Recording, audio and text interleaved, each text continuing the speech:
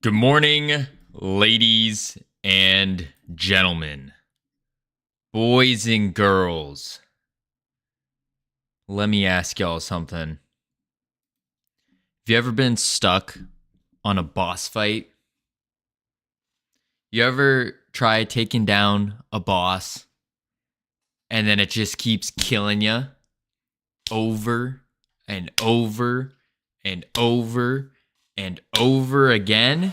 Magnetonics, congratulations on first. No music. You're right. There is no music right now because we're having a serious discussion. Serious. I'm not first. Uki, oh no, you missed it. You missed it, Uki. You're, oh no. Magnetonics, just so you know, Uki's been going after that first for the past couple of days and has been missing it ever since. Man, oh man. But listen, you ever get stuck on that boss? Well, folks, it is time for us to lock in. Lock in. We have beaten our slump. Our little slump is gone. Absolutely obliterated. It is time that we lock in. Wait for it. Wait for it. I didn't have a moment to prepare this. You know just how time consuming. Nope, I'm not listening to that one. How is it possible? I was here before the notification, but how is he live before notification? If you're already on, like, you have to have it pulled up. You have the stream pulled up before I even, like, hit play. And then what happens is I hit play, then it sends the signal out and does the notification. So you have, like, a 1 second gap in between.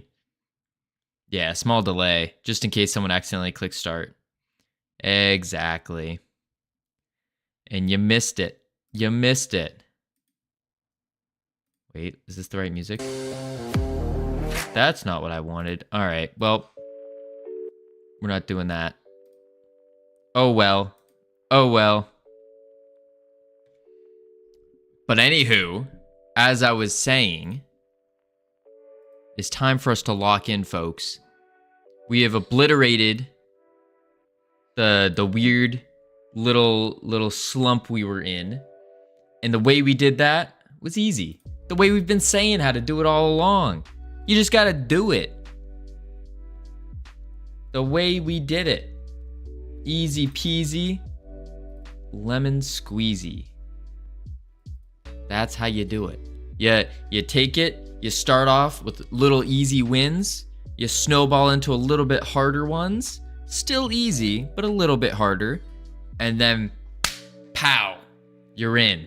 You're ready to go. Ready to take on the world. Take on the world. Now, I'm trying to find this dang... Oh, it's not here. Well, never mind then. Oh yeah, small connect, disconnect timer. Oh, ooh, we got ads coming in 2 seconds. So we're gonna give it a sec. Give it a sec. And then we shall get going.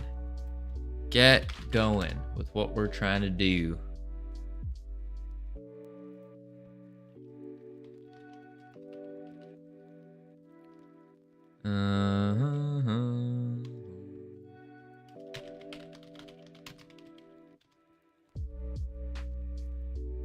I wonder if I had it saved. How is everyone doing, by the way? How are all your mornings going? I have a little story as well about what happened to me this morning. It was kind of crazy. Kind of crazy. Well, I got my win. I must not get back to work until lunch. Sounds good, Magnetonics. I appreciate you being here. Congratulations again on first. Catch you later. There we go. Ads running. The anti-pre-roll ads. And then we're gonna go over here, and we're gonna look for, I think this is actually the one.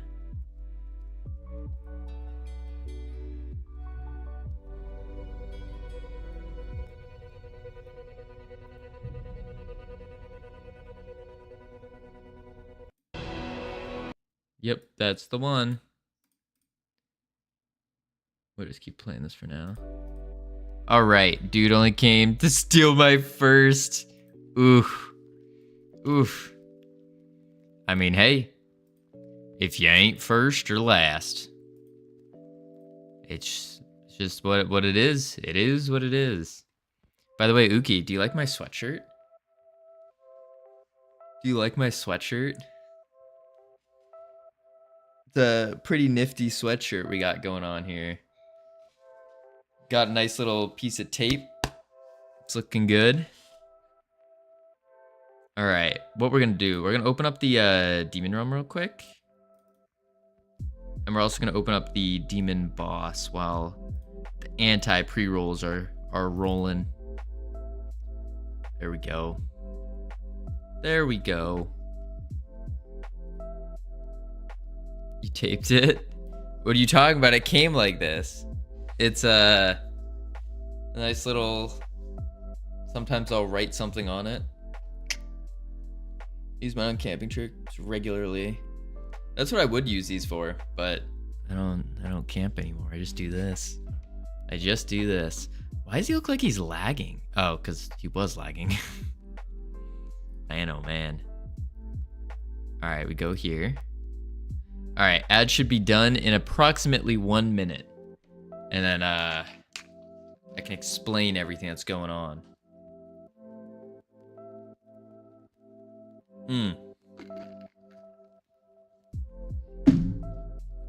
Man, but this morning, so after my workout, he quit camping. I didn't quit camping, I just don't have time to do it right now.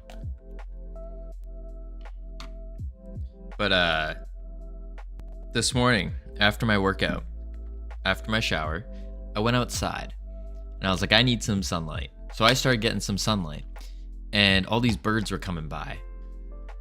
And then I was just like standing out there and they're like landing like a couple feet away from me, not even, and just chilling. There was a cardinal that came by and it said hello to me. It literally like hopped over looking at me and then turned around, hopped back towards the bird feeder and started eating. I was like, okay, that was cool. And then welcome back from ads, everyone. And then I saw a blue jay and a woodpecker. They were like best friends or something. Because down comes the blue jay, scares away all the other birds, and then it looks back at the water, and then the woodpecker comes, lands directly next to it, and then they start drinking water and doing their bird bath stuff together. It was very strange. I haven't seen a blue jay and a woodpecker be friends before. Very, very interesting. Anywho, folks, today.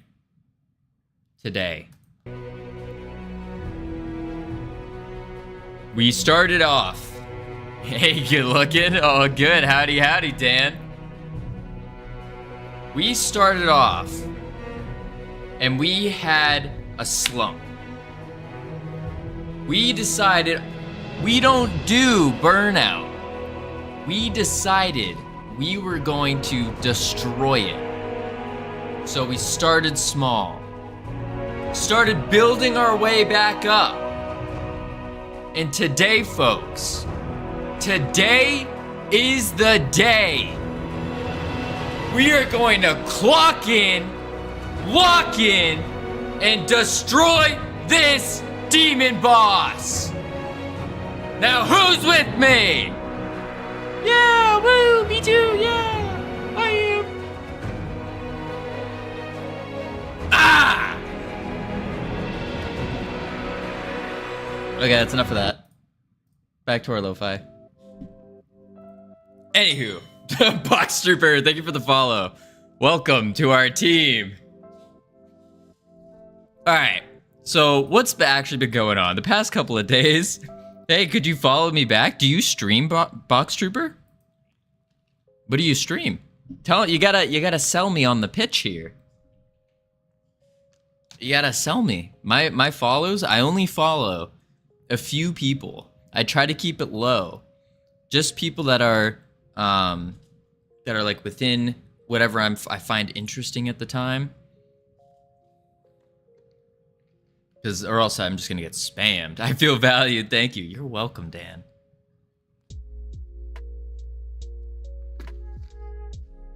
But yeah, Box Trooper, give me the pitch. Lay it on me. Elevator pitch. I stream Fortnite, Minecraft, and UFC. That's awesome. That's phenomenal. How did you find out about me if you're streaming Fortnite, Minecraft, and UFC?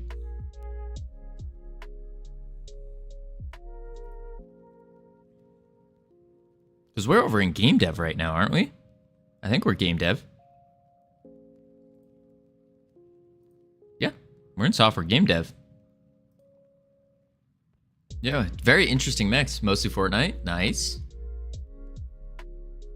Not bad, not bad.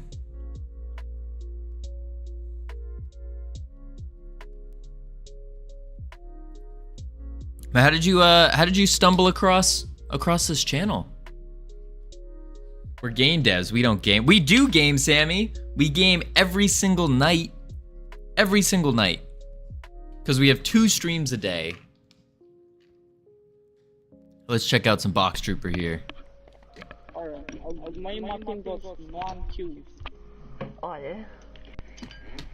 So my team got like 30 kills. I like to look over people's channels. Yeah, I like that. I like that. I got my 2 Bruh, teammates. I'm not even in elite lobbies, bro. I like that. Look over people's channels. See what you like about them. See what you don't like. All right, that alone, I like that. If you want some advice from someone who is just starting out as well, highly, highly recommend a camera of some sort, and then try to get a super clear mic. Because the camera, and then a little secret tip here. Secret tip. What you do is you put the camera, it doesn't even have to be a camera, it could be like a picture if you don't have a camera. You put it here on the bottom right corner. Because when people go onto Twitch and look, the left side, which is where a lot of people keep their cameras, this is where the viewer count is. So it blocks the face. That way, it can cover your activate Windows watermark. Yeah, yeah, that as well. No. You do it on the right side because then when people are scrolling through the browse, they'll see a face and automatically you go, oh, person. And then over here, when they're on the left, it blocks the all the other stuff. How do you affiliate your account? So once you have you been streaming for 7 days, I believe? 7 different days? 1, 2, oh yeah, you have. And then you just have to average 3 viewers, which I'm not sure if you have or not. But the big thing is you go to your... We live in a left to right world? Indeed. I have. So then what you want to do is go to your creator dashboard. And then over in, hang on, let me pull it up for you. Where are you? Bloop. Over here in analytics. So you go analytics, achievements, and then you pull up your achievements. It'll say path to affiliate right here. And then it gives you all the goals that you need to hit. And then there'll be a little button when it says if they like invite you, because it's like an invite thing. Which it usually takes like 12 to 48 hours, about something like that. So once you've hit all of these, you just sign up, bada bing, bada boom. And then you're on your road to partner. That's where we are right now. We're on our path to the path to partner. Path to the path. When did you start streaming? Not on this channel, since day 1. So since day 1, started about 3 months ago. 3 months ago? Yeah, something like that. So haven't been streaming long at all. But the key is the consistency. because I stream every single day. Every single day. Now twice a day. So that's how long I've been streaming. 3 months, that's it. We hit our first time hitting affiliate though. I mean, I don't want to toot our horn too crazily, but together we ended up hitting affiliate for the first time in 12 days. 12 days. That was mind blowing. And then this one, we hit it in 6 days. How did we hit affiliate in 6 days? It says stream on 7 different days. We literally didn't have this completed when we hit affiliate. And then it took them 15 minutes to just approve. Blew my mind. Absolutely mind-boggling what happened. Consistency is key. I don't stream during the weekends. Well, the thing is, you don't have to stream every single day to be consistent. As long as you're using hacks, I don't know. It's due to everyone on the team here. It's all you guys. But the thing about consistency is it doesn't have to be every day. Because I'll admit it, I'll be the first to admit it. This is not a normal schedule that most people can handle. I mean, I'm working about 13 and a half hours a day. It's a little crazy. People have like other jobs and things. And so the big thing about the consistency is just keep it, pick a day, pick a time. If you can do 2 days, do 2 days. If you can do 3, do 3. And then just stick to that schedule consistently and ruthlessly. Don't let that time be taken up by anything else. I have missed, this is going to sound awful. I have missed weddings. I have missed parties. All because I'm streaming every single day. To me, it's family, which I won't sacrifice a minute of my family time. Yeah, that's good. That's good. That's the big thing. That's commitment. Yeah. But the big thing is the streaming is just the beginning part to creating this studio. We're trying to make Freedom Forge Studios, which is a game development studio, trying to do things a little bit differently, trying to, it's all based off of a hypothesis. And I'm so like, I am so dedicated to wanting this to happen that it's like, literally nothing is more important than Freedom Forge Studios right now. For me, personally. I refuse to get into any relationship, anything like that. It's just, boom. Not sell your soul to an investor. Exactly. That's the big thing. Cope? Ironic. What do you mean cope? That is not cope. If you haven't noticed, ironic, I think I am beautiful. Okay, maybe not. Maybe that is part cope. But at the same time, not actually on the market, not looking. If I had the opportunity, I would probably say no. Actually, I did have the opportunity and I said no. So, take that. Starting to sound like I was studying the blade to me. Yeah, I was studying the blade. My life is for the blade. Also, hello, Ironic. Where have you been? When the world needed you most, you vanished. And we went into a slump for 2 days. A slump because you were gone. It's all your fault. But I'm glad your sleep schedule is now fixed. You're back. You're ready. While you were at parties, while you were going on dates, I was studying the blade. Game dev? Yeah. Something.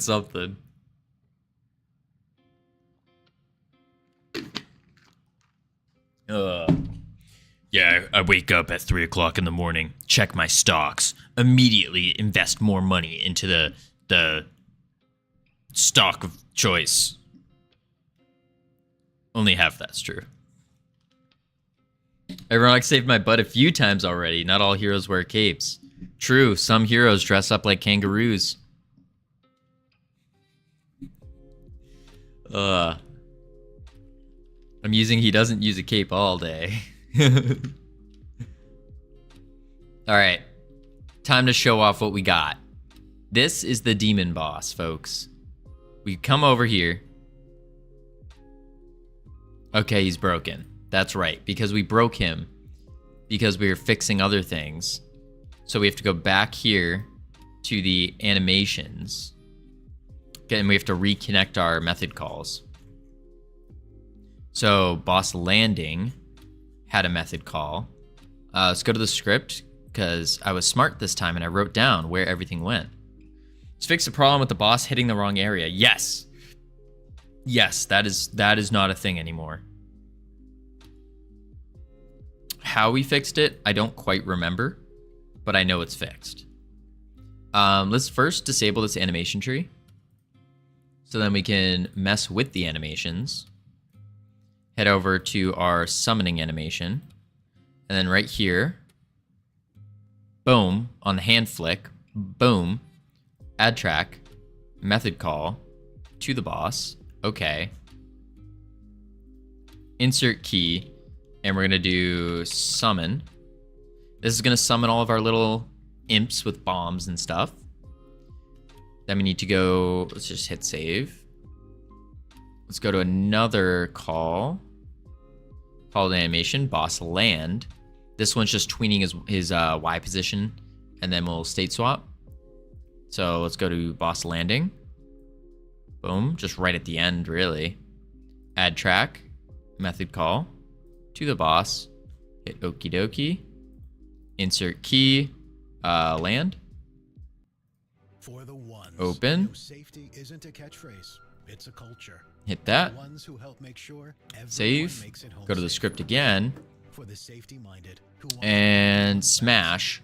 Called an animation smash. Boss smash. every industry. And it's doing, this is the cone attack. To keep your facilities So we need to go here. Let's hit play on it. Boom, boom.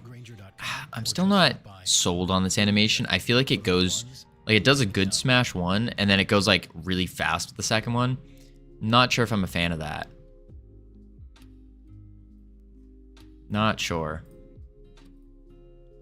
But we can always change that up. Insert. I think it's smash. Boom.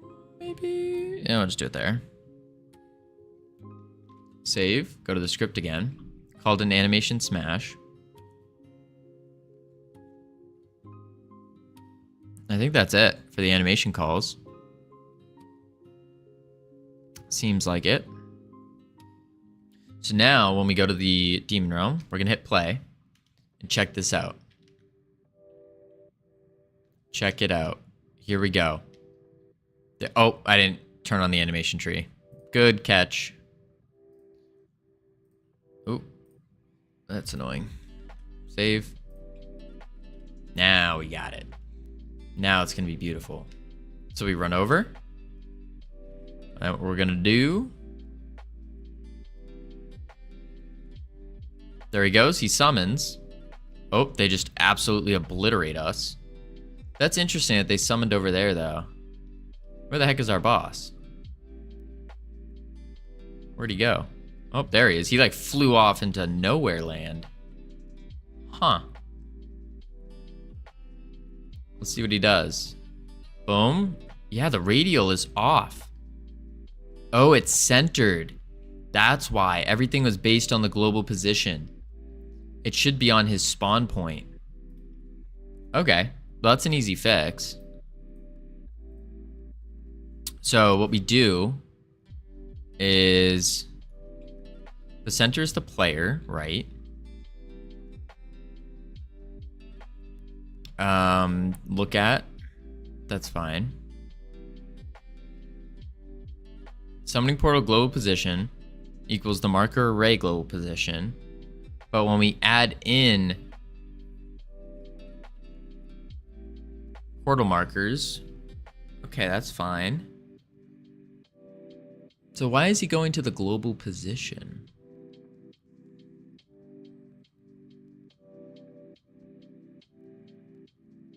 Or like 0, 0. He's moving his global position using X and Z.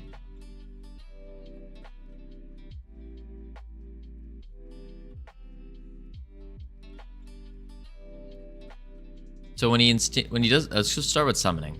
So with the summoning, it goes, he does the marker array, gets children for the markers in the array. We instantiate a portal, then we add the child to the markers, and then we say the global position is the marker's global position. Okay. So why is the marker's global position? Oh. I think the markers might be top level. No, they aren't. Nope, they are. Okay. So markers are currently top level.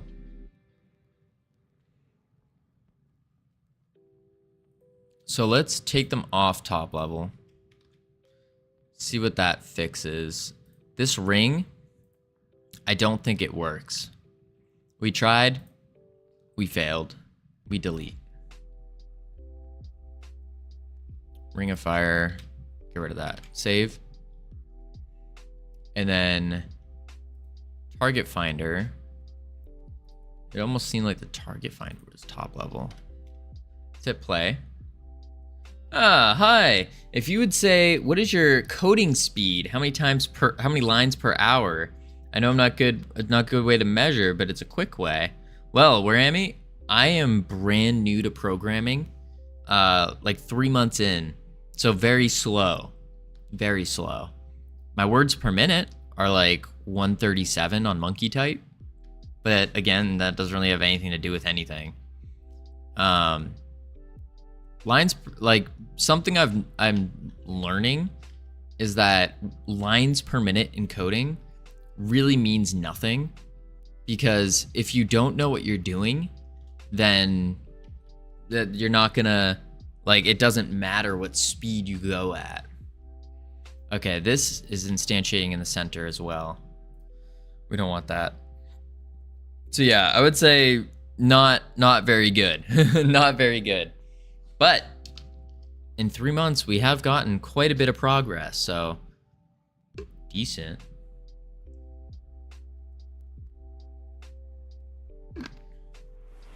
Howdy, North Pole. How you doing? You have to refactor? Well, yeah, this is the refactor, actually. So we've actually made this game pretty much like 80% of it already. And then this is the refactored version. Vine Boom. No, Green Kitty. This is the refactored version. We basically remade the game from the ground up. And so now we've been writing it pretty well, I think. Pretty well. But yeah, I mean, I think we're doing pretty good. Pretty decent, if I do say so myself. How many hours you put in this project? Oh boy. Let's do some math here.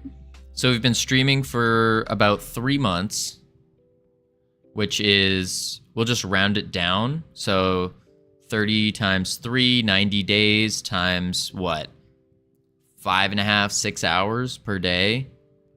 Let's go up to 6, because we also did a bunch more during the our birthday party subathon, which went on for 172 hours. But out of that 172, it was probably like another 80 hours, or maybe actually probably more than 80, like 90 hours towards programming. So I don't know, somewhere around like 600 hours, maybe more. Something like that. But the big thing is, this is our very first game, very first project. So it's like, the whole point of this is just to learn. This game that's coming out, it's completely free. Like, no ad pop-ups, none of that stuff. Do you use Git as a version control, or you have a different tool? Yep, we use GitHub, for sure. GitHub for sure. I just use the desktop because it's so simple. It's so simple. Those are the things we just changed now. So simple. But yeah, Git has saved us a couple times. Quite a few times. Okay, but you are learning. Yes. Oh yeah, for sure. Learning a crap load. Yeah. And I'd really give the credit to learning to everyone in chat, like the whole team, because without them, like I would not be nearly as far with this game. Not nearly as far. Oh, all right. So in our demon boss, it's instantiating the, where is it? Radial smash. Add child. So it's adding child to the thing.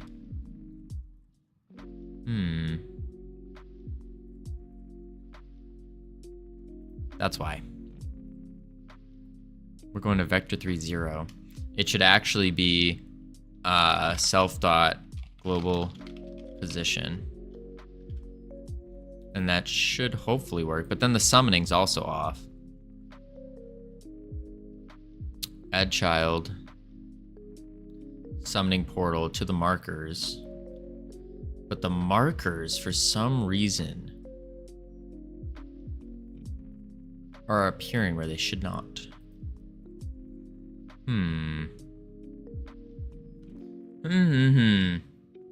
This was working when we had everything centered. Why are you setting your own global position to your own global position? No, we're setting the global position of the smash area to our own. What the heck? What is this? What just happened? Why is he flying over here? Lurk, lunchtime? Sounds good, Dan. Appreciate the lurk. This is weird. Since I moved his spawn location, he's been just acting wonk. No, that didn't even work. What? It's going to the center. This is 0-0. It should be right under the boss. And same thing with the portals. The portals are just going somewhere. That's strange. Let's see. So, summoning portal is the marker's global position. The marker's global position, so here are the markers here. And the markers are not really, I mean, they're attached to the demon boss character body.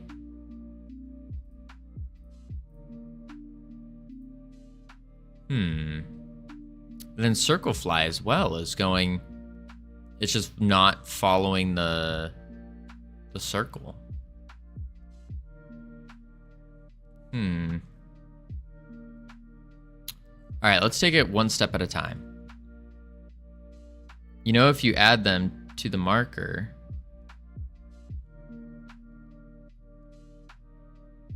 you don't have to set its position.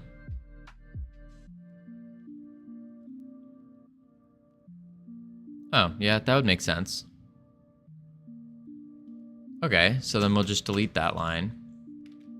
Let's see if that fixed the portals then. So the portals should be spawning at the marker positions directly behind the boss. So there's the boss. He's facing the wrong way when he's, oh. That's because, oh, the portals are going with him. So let's bring the markers back to the,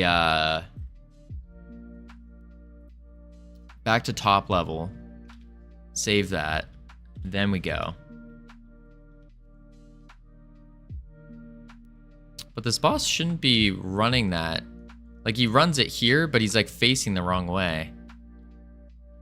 Ah, why are the portals down here? And he's facing the opposite way. That's the problem. He's facing the wrong direction for some reason. So we gotta flip the direction he's facing, and that should fix quite a bit. If they're top level, they'll never move. Right. That's kind of what we want. There he goes, but the boss is facing the wrong way. So the idea is these portals, yeah, they're spawning over there, but the portals should be spawning like here. Like that. For some reason, they're spawning there, but it's like thinking that the global position is where the boss is. Directly in the center. Okay, and now he's just messing up all sorts now. What did we do? It's weird. When we had him centered, he was working. When we had him in the center right here, everything was working beautifully. He would fly in the circle, he'd fly back. But now he's just I don't know what he's doing here. Absolutely no clue. And then this area is going in the center again. It should be in the center where the boss is. Okay. So I think first thing we need to do is make him face the right way. You're probably doing something wrong in multiple places. Yeah, definitely. I think so. It's just a matter of where are those places. So here in the state swap, this is where we're going to go into summoning, and we're going to use the summoning ability.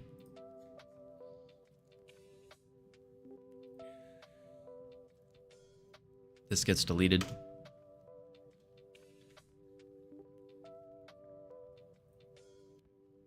So we're going to use the summoning ability, and it should look at the player just for like a moment, just to face him the right way. That didn't seem to be working. Immediately that look at is suspicious. It might be.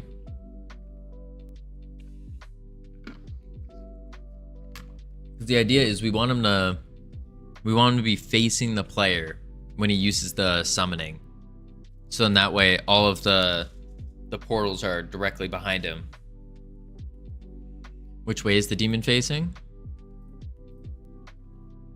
Ah. Wait, no, those are the markers. Ah. The wrong way.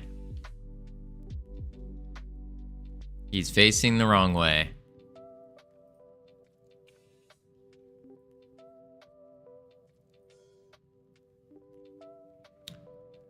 I swear we fixed him before where this was not the case. But the demon's there's been some weird things going on where it will undo things that we've already done. Okay, now he's facing away from us. There he goes. He faces the player, uses the portals, but the portals still spawned in the back, in front of him. But is that where the markers are now? Oh, that is where the markers are now. Portal markers.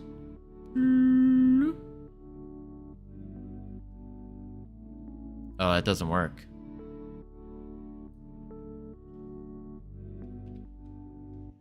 Portal markers.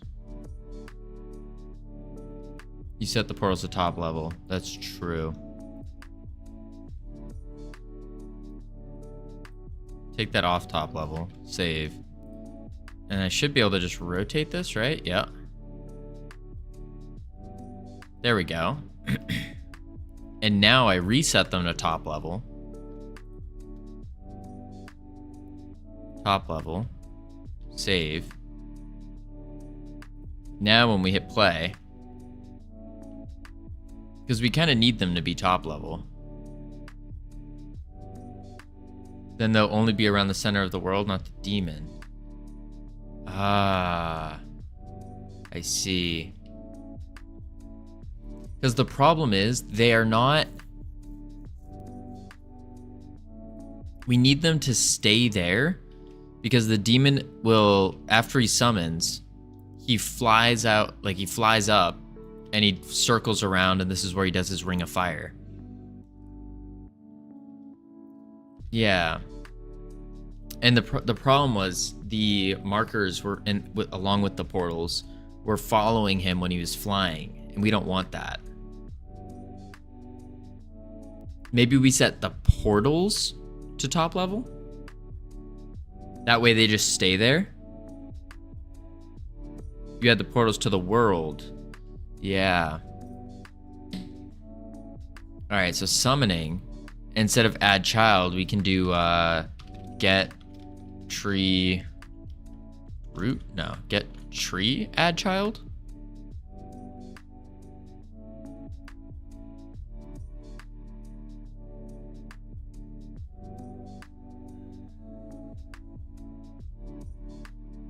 That is it get tree? Pretty sure it is. Or it's like get root, get tree root or something like that. I hope.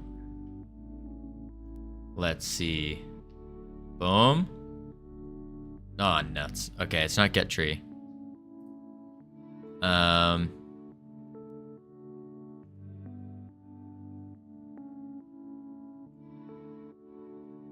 Get node.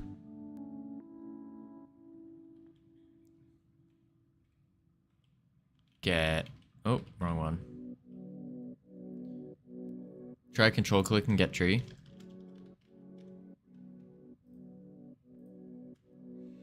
Get tree returns the scene tree, contains this node.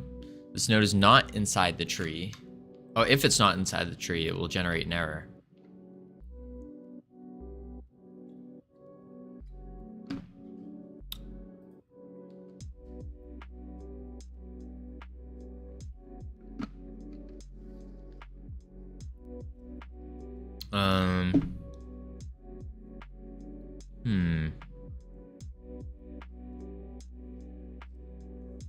It's physics processing. You saw how it returned a scene tree class. Yeah. Go to that in the docs. The scene tree class. Scene tree is one of the most important classes. Scene tree manages the hierarchy of nodes in a scene, as well as the scenes themselves. Nodes can be added, fetched, removed. The whole scene tree, and thus the current scene, can be paused, right? Scenes can be loaded, switched, and reloaded. You can also use it to organize your nodes into groups. Every node can be added to many groups, enemy groups, stuff like that.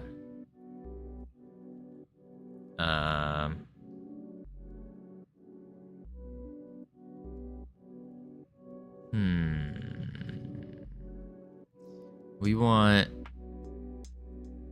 want to add it to the world.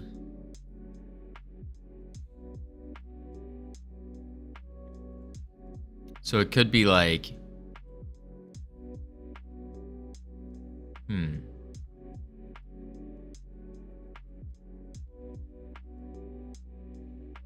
If we say get parent, that wouldn't work because then it would just get the character body.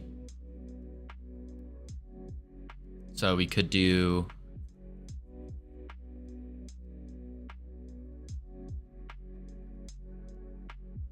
call group. Don't want to change scene. How do we get the parent scene?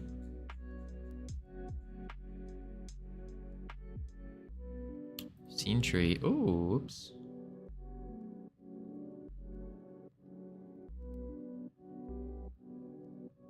Oh, it's the same thing.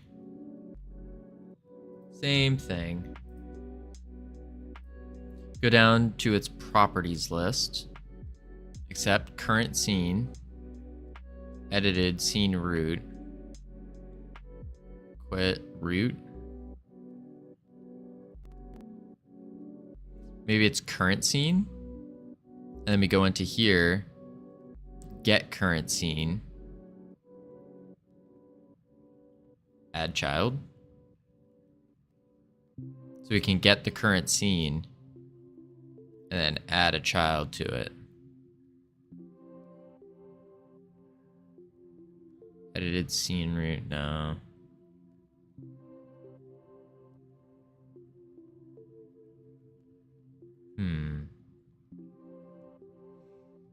Auto accept, quit, no. Tree changed. Node added, that's an emit. These are all signals. Methods, call group, create tween. First node in group, that's a group. If you change scenes when you go to a different realm, then the realm is probably the current scene. Right. So it could be get current scene, add child.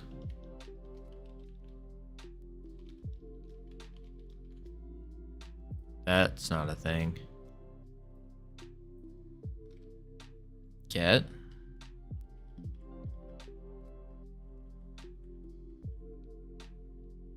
Parent node?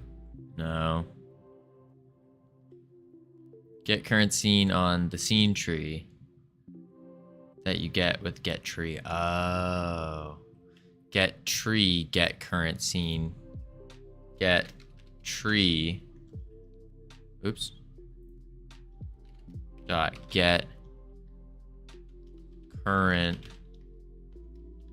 scene. Dot add child. Yeah, that seems to work. Let's try that out. Braxton, how you doing? Welcome. We are taking on the demon boss. We did some easier things the past couple of days. It's time to get back to the difficult. Oh, that didn't work. That only added a singular one, too. I'm good. How are you? Doing good, doing good. It did work, but you added them to the center of the scene. You need to set their positions now. Ah, I see. And now we have to do summoning portal dot global position equals m dot global position. Try that out. Yeah, we're doing taking on the most complex boss of the game. There we go. All right. Summoning done. But now, where'd you go, buddy? Well, I don't know what he's doing here. So what's supposed to happen next is he flies up in the air and then he circles. He circles around breathing fire. So we just need to get him to circle around. The way we've been doing it is we are taking the angle plus equals 2 times delta. 2 is just like the speed, I believe. The angle is up here at just 0 because that updates. And then center of what though?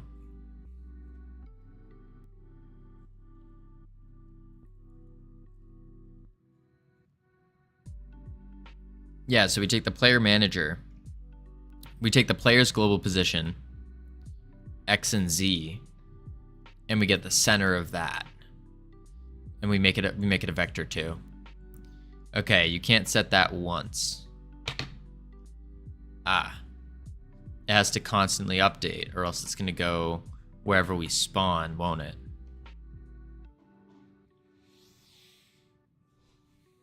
But we want to set it... Oh, I see. Hang on. So what we do is we go... Where's the spin? Circle fly. Circle flight. Center, we want to set it here, actually. Center equals... And then we take the player vector 2 player because we want to set it when we call for that function. Or else it's just going to go wherever the player spawned. Otherwise, it's going to try, to circle where you spawned 10 minutes ago. Yeah.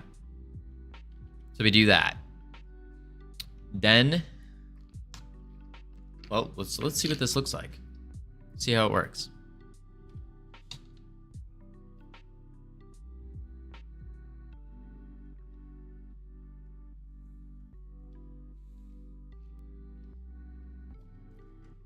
All right. There he goes. He circles around. And he flies back. There he is. Does his little flip-de-doo. Lands. All right. Now we need this smash area to not spawn in the global center. It needs to... Whoa. I don't like that. It needs to spawn where he spawned. Oh, no. He's going back. He's all over the place. Okay. One step at a time. So the smash area. Radial smash.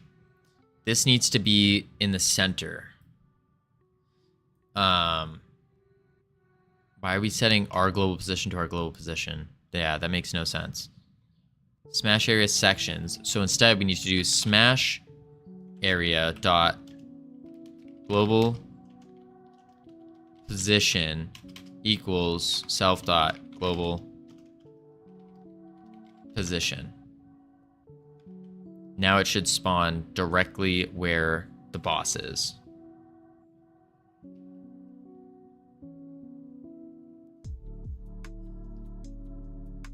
All right. There he goes. He makes the portals. We go, oh no, he's circling around us. He's flying back. We're gonna have to mess with the rotations as well. And now when he lands, still didn't work. Still did not work. Smash area? Maybe we do this before we loop.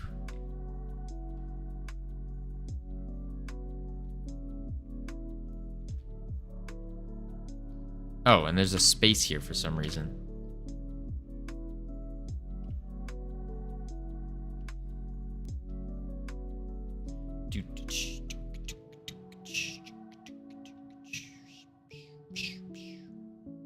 All right, perfect. Oh no. Flies back.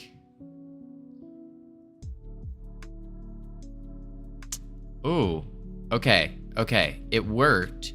We can see the collisions, but the problem is his rotation. Yeah, as you can see, it spawned underground because something is screwy with his rotations. So we got to figure out what. Yeah, look at this. It's like, it's slanted. It's literally slanted going into the ground. Even the portals are all over the place. Yeah, that's not good. All right. So let's look at where are the places we are changing his rotations. The look ats is not how you want to make him look at things. Howdy, Frostcore. How you doing? Okay, so if look at is not the play, how else would we make him look at the player?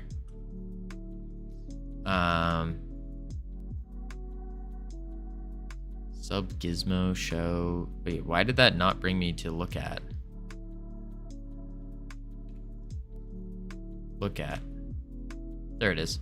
Rotates the node so that the forward local, so negative Z, points towards the target position. Working on some freebies. Ooh, we like freebies. You should only be looking at things horizontally. Right. So is that look at not vector 3 up? Oh, it's not. That's why. So vector 3 dot up, true. Now we should be only facing it horizontally, right? Does look at have to be a vector 3? It does. So we need to specify the vector 3 instead of saying, what we would say is look at global position dot x, vector 3 up, global position dot z. Look at vector 3 global position dot x, vector 3 dot, actually we can look at our own vector 3, global position dot y, player manager dot player dot global position dot z. Let's try that. Look at tilts him up and down. The things he's looking at isn't the same level as him. Right. So if we make the Y position the same level as him, we should be okay. I would hope.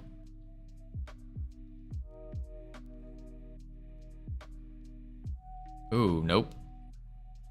Global. Oh, I spelled position wrong. I don't. It's always the word position. I don't know what it is. Position. There we go.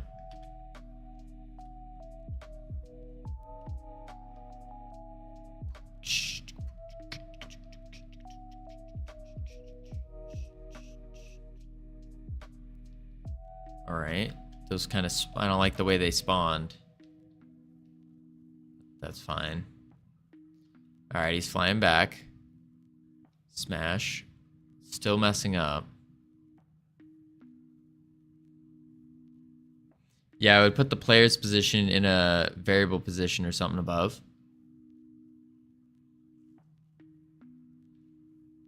Why would we put it in a variable? Oh, just to like not have all of this. Yeah. Yeah. That makes sense. But at the same time, that didn't even work.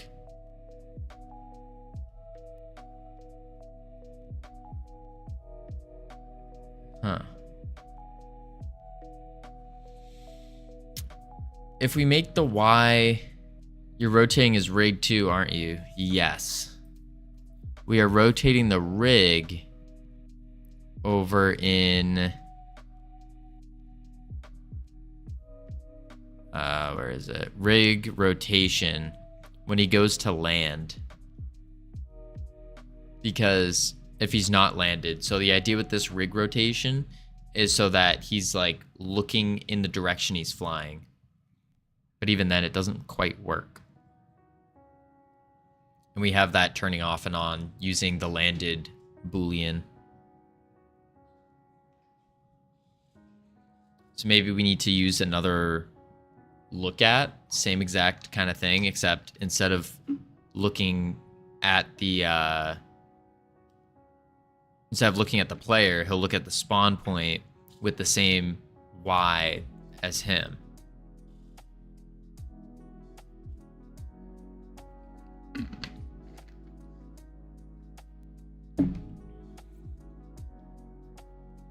I think that might work. Do the look at. So we could do look at self.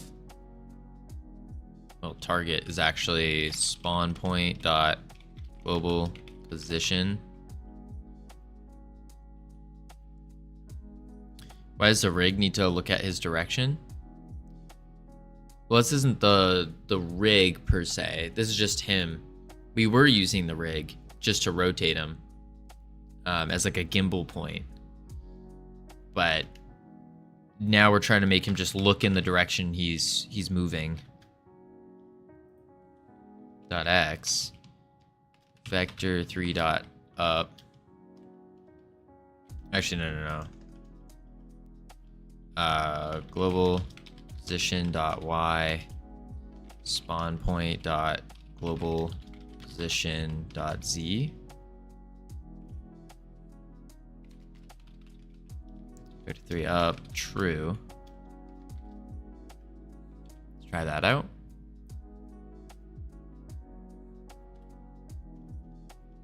It's really just trying to get him to look in the direction he's flying.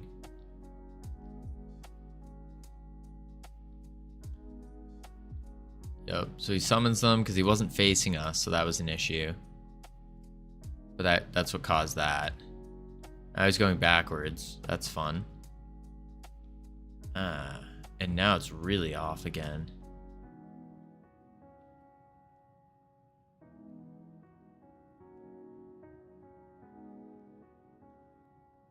Huh. That time wasn't bad. But that's bad. He's looking sideways. He's like cutting through the ground as well.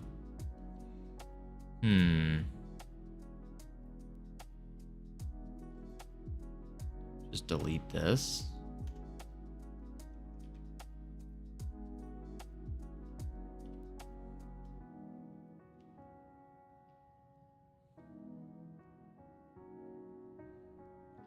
It's just a lot of testing and checking and whatnot. Oh my lordy. I swear. I'm so excited when this boss is done. Because then we've finished all of our bosses. And then we get to save and load. And then why are we shooting into the ground? What is... Oh, because the little guys are in the ground. Yeah, that is just all sorts of messed up.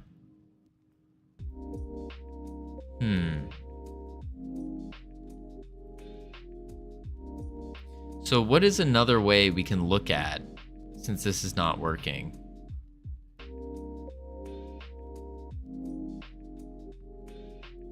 Actually, his global position Y is changing. So maybe we just set Y to 5. Like something like weird. I think you're rotating him at other places too.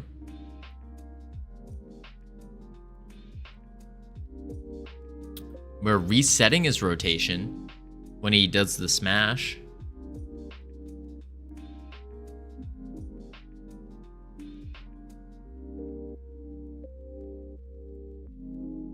You have rig look at there?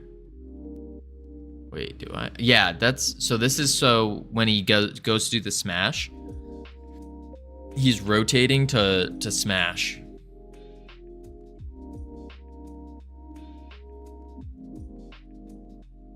So he's like smashing the proper directions. So he needs to reset after he finishes. Yeah. Oh, so maybe we do the rig rotation Y0 when he's done.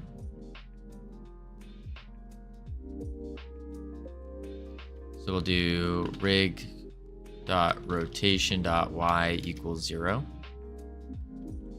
Now he should just stop.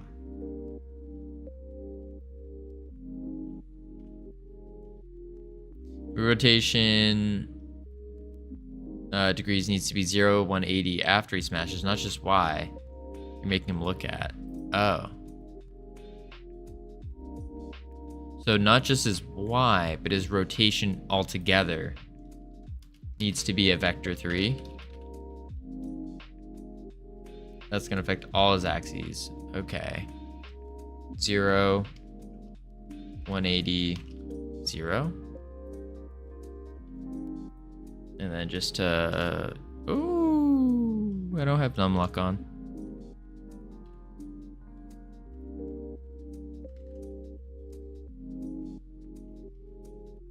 Zero, 180.0, 0.0.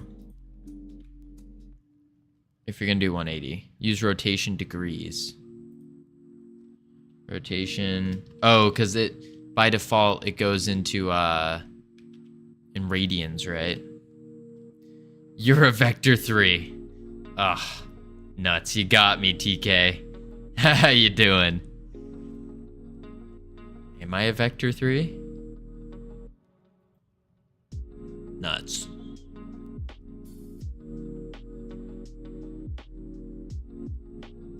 Okay. Oh my. Yikes. Yikes. All right. We got ads playing right now. What we're going to do, folks, is we're going to chuck on the words while the ads are going. Bada bing, bada boom. Our record is level 17. That's 17. Did you make him look up? Yeah, I did. I know exactly where I did it.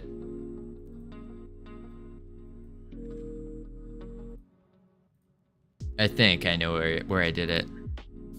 But we're gonna start these words, folks. So you don't have to worry about missing anything. I'm gonna fix that where I made him look up real quick. You FAC. There's no E. No E, Sammy. No E.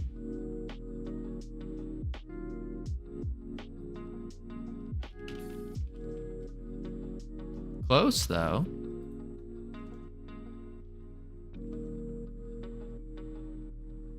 Variant. Oh. Global position dot y. There we go. All right, let me grab a word real quick. Oops. Factor. Easy. Not sponsored.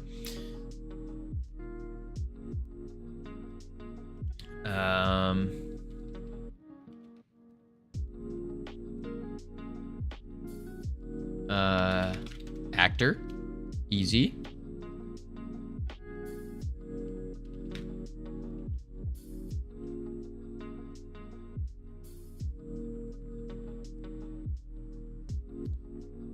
Craft. Fart.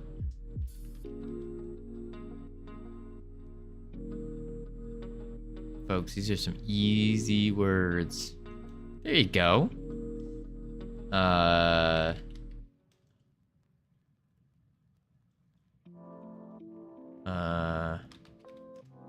Raft.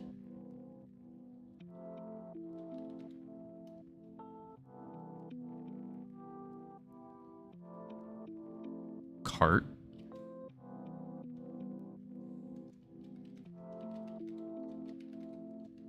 Come on, sink, sink. Aw, nuts. Aw, nuts. I didn't have enough time. Ah, yikes, folks. Folks, what are we doing? What are we doing here?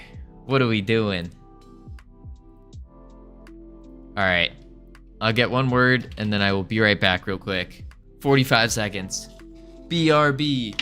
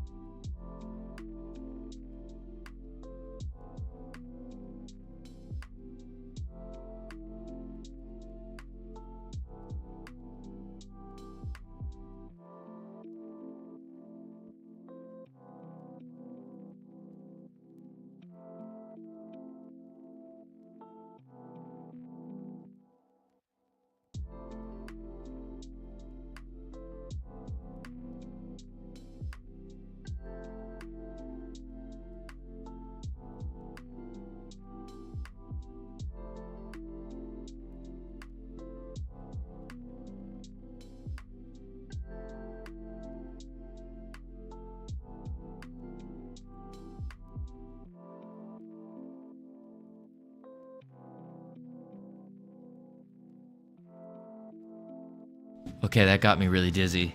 That got me really dizzy. Welcome back from ads, everyone. Whew. When the ads play, we do some words. Little words on stream. Pausing all the fun game dev stuff while the ads are rolling. Whew. Hoo-wee. All right. Words are fun, indubitably. All right, so I fixed the Y position movement, I think. Because I had it set to an arbitrary number. What was the site? Words on Stream. It's actually created by another streamer. There's actually a couple games. It's wos.gg. But I haven't actually explored the other games he made. I want to. I just haven't gotten around to it. All right, flies. This is good. This is good. Flip-de-doo. That's good. This is working. Okay, that's an issue. So I think actually the reasoning for this is if we go to Demon Realm 1, spawn point, let's rotate this spawn point by 180. Save. Because the boss wasn't facing the right way. And that was kind of causing all the issues. Is he facing the right way now? Yep, there he is. We enter, and he flips around. What? When areas enter, he state swaps, which he looks at the player, but it's making him look at the opposite for some reason?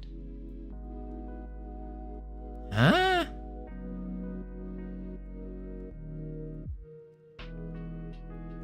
You made it? What did I...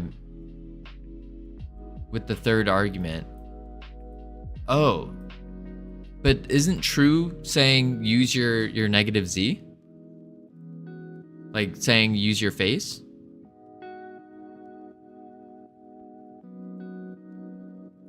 No, it's saying the opposite. Oh. Oh. You don't even need to use that argument, yeah.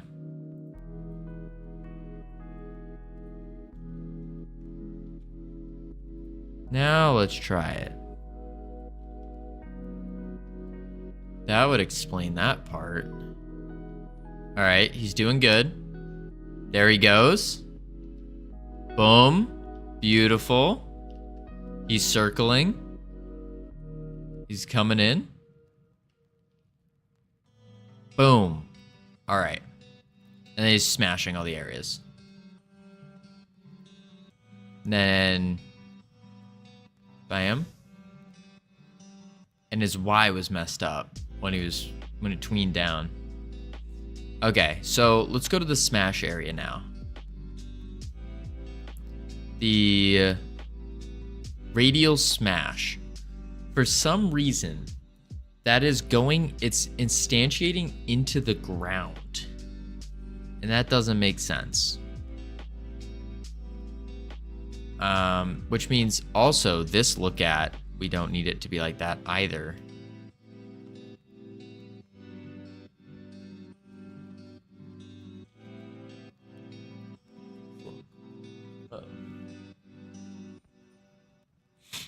So we need smash area. Do free rig rotation degrees, resets it. Yeah, it's just when we add in the smash area. So we add child and we're setting its position to our position. Maybe we just don't do that because we're adding the child anyways. Let's try it. But this might rotate it. So we may want to keep it, like make it top level when we add it in. Beautiful. Circles. Lands. Okay. So when it lands, it's instantiating it right in the global 0,0, which is not good. The global 0,0. We don't like that. So we did need to set the position. So add child, and we can do smash area dot global position. Sure thing. Smash area scene. Let's go to... Just delete that line for now. Ooh, spells, Boss spells.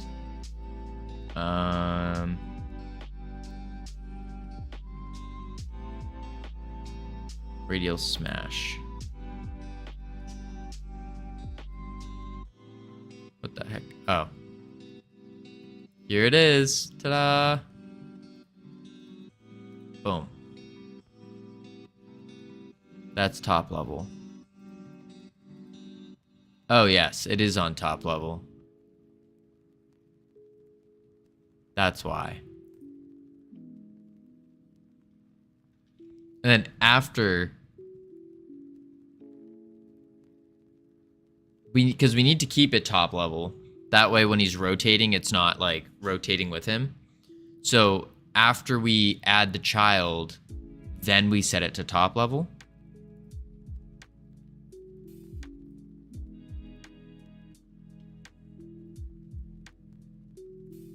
So that way it gets added in the proper position and gets set to top level. Dot.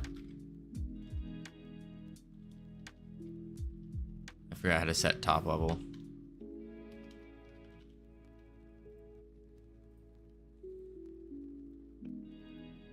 Oh, it's just top level. Maybe it's transform top level.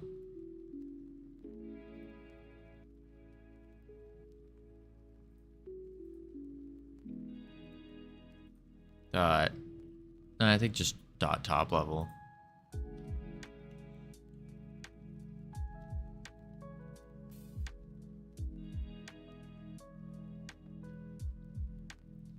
Boom. Summons. Flies in a circle. Lands. Any moment now. Flip-de-doo. Boom. Drats. Hickatile! Howdy do? Okay, well, actually that did work, but it's not... Something else is wrong. Something else is wrong. Oh boy, oh boy. I'm starting to think this yeehaw might be a little too cheap if you ask me. Alright, folks. So what I reckon is happening here is this worked. It was in the right area. But when the boss lands, it's going to -3 for the Y. Basically, we want the boss to land on the ground when he lands. So he's basically swapping between being a flying enemy and a ground enemy. And I think it's this tween here that's ruining our radial smash. So we gotta figure out a better way to do this. What's a better way to get the boss to land on the ground?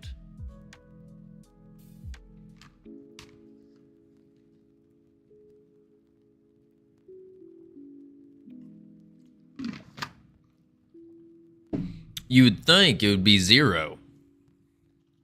But for some weird reason, it was -3. So we go to 0. So see how he's flying? Isn't the ground at 0? You'd think so. Watch. It's very weird. So he'll fly. This is good. Looking good. He lands. Look, he ain't at... He's hovering. But then he's good there. Go to his scene.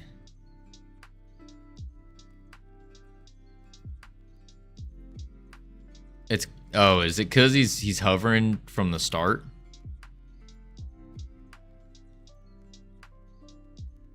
Where's his origin? His origin should be at 0 right here. Yeah, his origin 0. You still haven't learned how origin points work. What do you mean? That's his origin, ain't it? Or does it have to be every single origin needs to be there? Like this needs to be down there. No. You tell him to go to 0 on the Y. It will still look like he's hovering. Ah. Oh.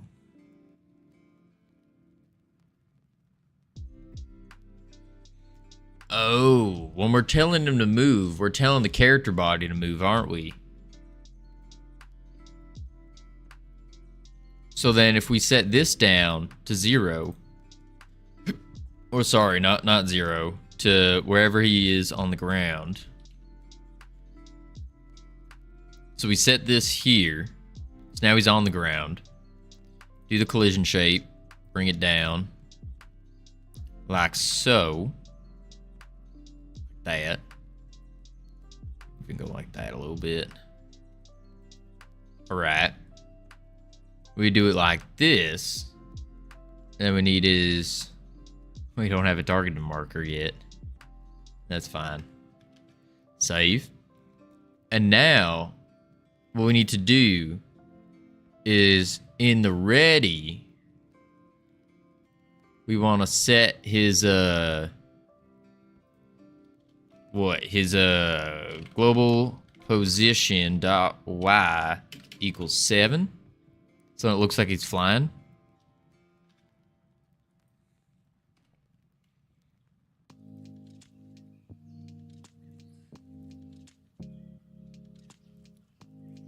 Alright, needs to be a little bit higher than 7. A little bit higher. In the ready, make it 12.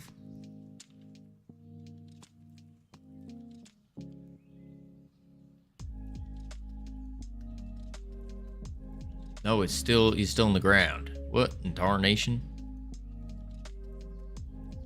If I focus on code, does Yeehaw fall off? Unfortunately, it does not. But Yeehaw's over in approximately 1 minute. A full 5 minutes, indeed. But when you hit focus on code, and if someone else does something while focus on code is working, then focus on code, it like makes a queue. Bam. But also, TK, we're working on a system, and Ironic might actually is definitely gonna like this system as well. The new system that we're working on is it's going to disable all the other rewards if you click focus on code. All right, we got to figure out the global position Y. 12 didn't seem to work. Hey, welcome back, North Pole. So why didn't the global position 12 work? That's strange. You missed Sheriff Covino. Indeed you did. Indeed. Lucky you.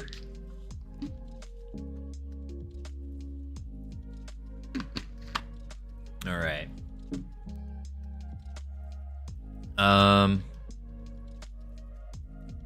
Pardna? What if we just do 20? Something crazy.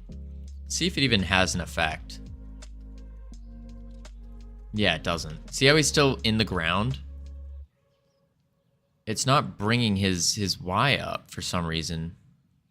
Partner. Ah.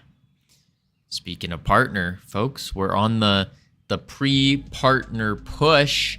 The pre-path to partner push. We gotta up our skill set. Get better. And then average set. All we need to do is have an average of 75 views. That's it. That's it. Easy peasy. Average of 75. That's all we need. If you time, can I get your advice or opinion on what I'm doing in Godot? Discord of FS. You seem to know a lot about Godot. North Pole, Ironic is on a whole different level than anyone you've ever met. It's absurd. Also, for those of you who don't know, Nulgorb's Ordeal over on Steam is now for sale, made by Ironic. It is a platformer game where you you embody a kangaroo and you hop around trying to jump from platform to platform. I actually don't know a lot about Godot. It's just Covino's problems are very, very easy to solve. If you don't know a lot about Godot, then who does? What? Wait, what? I do think you'll get there. Oh, for sure. I think we'll get there too. Only 75. Yeah, only 75, TK. That's it. That's not too bad. We can do it. The power of the team. That's really what it is. Then we can get our beautiful emote stuff. So you don't have to type in whatever the code is now. Just an easy, quick code. Beautiful. Don't worry, TK. We'll get there. Give us a year. I think we could do it in a year. Although our growth is starting to slow. We're starting to plateau a little bit, which means I gotta pick up the pace. I believe in you. Listen, it's together. Together we can do this. Together.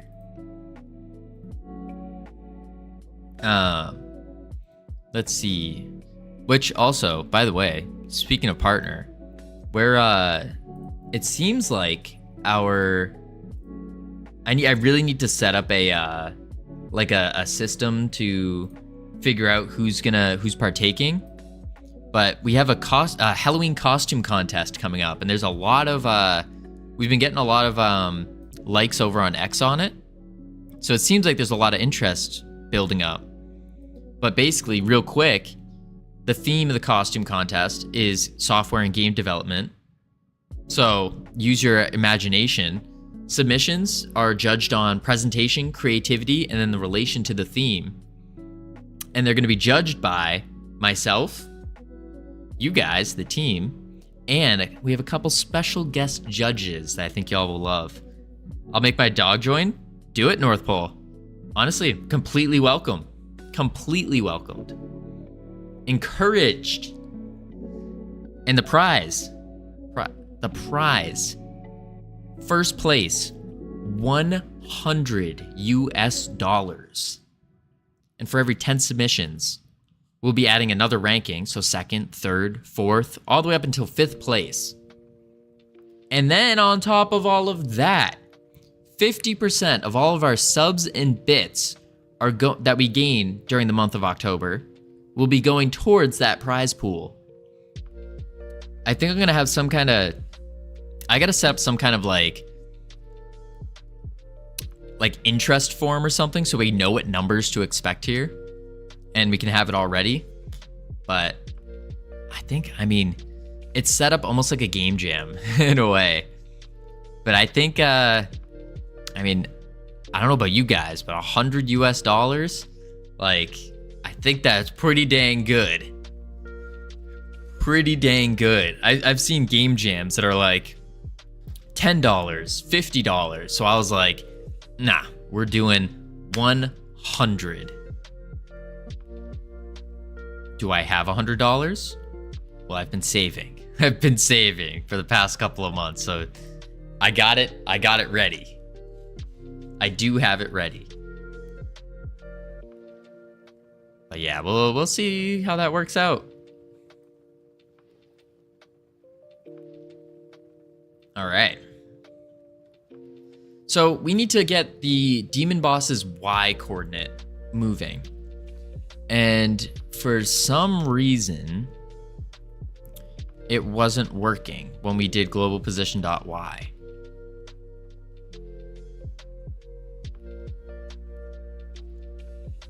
Why was that not working? Also, I gotta fix this daily goal here. Oh my lord. Demon boss. Why was that not working? Isn't the camp setting its position?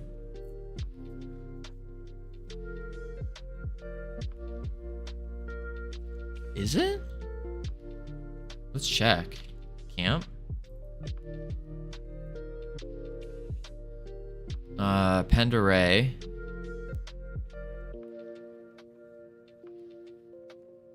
Oh, this is camp. No, hang on. We're using spawn points for the bosses. Yes, it is. Okay. I see.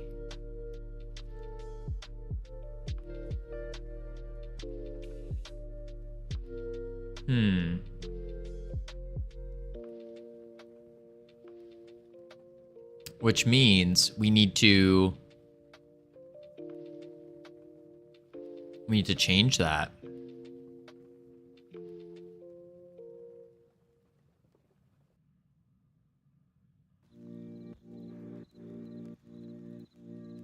Huh.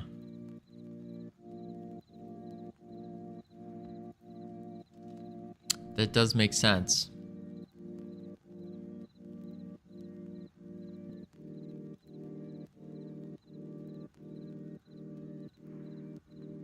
I mean, I would be fine with with the boss standing, like just staying on the ground in the beginning.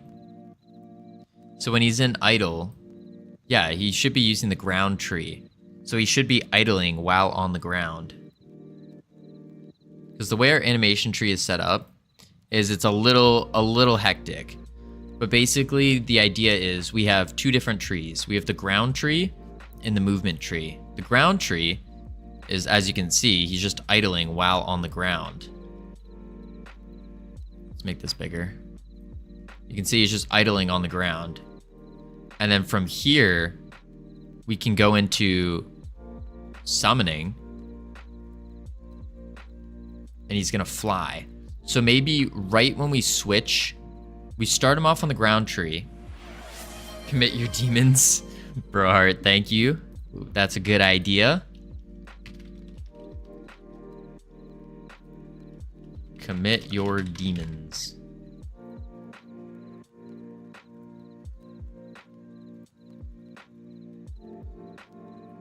There we go. So, ooh, whoop, whoop, whoop.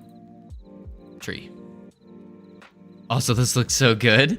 Glad to hear it. I mean, once we get this boss done, then we work on the saving and loading, and then we're in the polishing phase. The final phase. The polishing phase. Then we polish it all up, and then we go on a journey. And that journey is to find someone with a Mac. So then we can bring it to Xcode and then put it on the App Store. And then actually test it to see if everything works.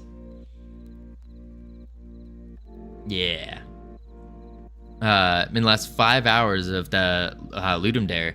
Now, what is polish? Polish is like all the artwork, making everything run smoothly, that kind of stuff. Just like making it look good. Like when you polish something. You're making it look good, making it shiny, making it juiced up, if you will. Trying to get it all juiced up. But yeah, that is, that's what's going on. All right. So we need...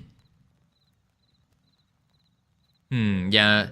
I'm trying to get the game barely working, 72-hour time limit. Yeah, that's rough. Polish, I'm Polish. Yeah, Polish. We're trying to do it. Trying to do it. So we want the boss to actually, by default, start off in the ground tree. And I think this has to do with the animation player, where we're just flipping, we gotta flip them around. Which is gonna be a pain. But I think that's what we have to do. So we delete that. We go like this. Go like this. And like that. And then bring this here. Bring that here. This is gonna work. So we start him here. Like so. Now, we don't have to worry about the global position stuff. because he'll already be, yep, on the ground, just chilling. We head over. He starts flying. I think when we swap to summoning, that's where we bring his Y up. That's where we do it. So let's go to the demon boss. And we do swaps to summoning. And we can say global position dot Y equals 3. Bring it up to 3. No, let's do 2. Let's see if that worked. And now, and then you should, so he's basically like he's taking off in a way. We could even tween the position to make it look even better. There we go. That worked. And then he flies. And he flies back. There he goes. He lands. Boom. The area works. He's smashing all the areas. Yep, he dodged this area. He resummons.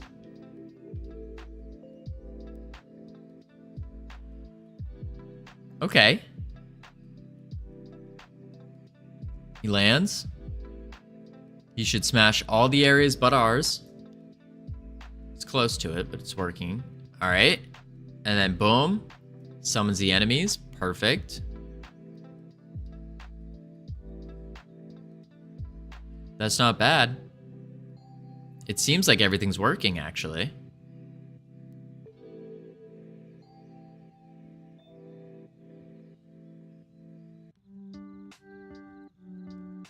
I don't know if he was hitting the last one, though.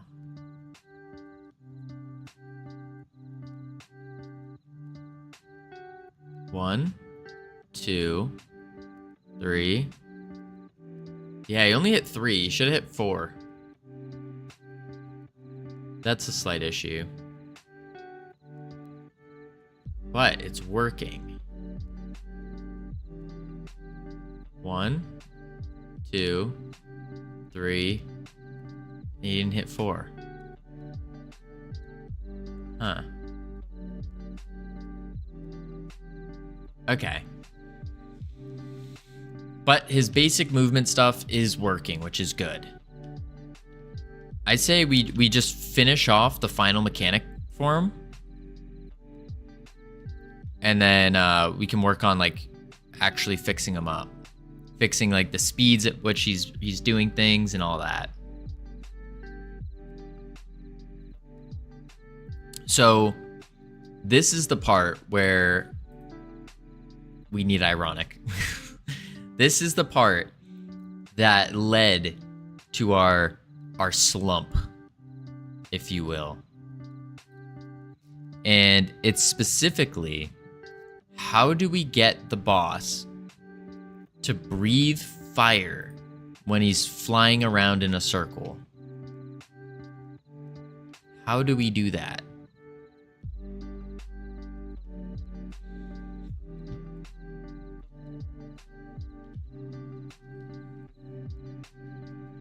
So the obvious answer is, as he's flying in this circle, like so, he will spawn like fire, basically.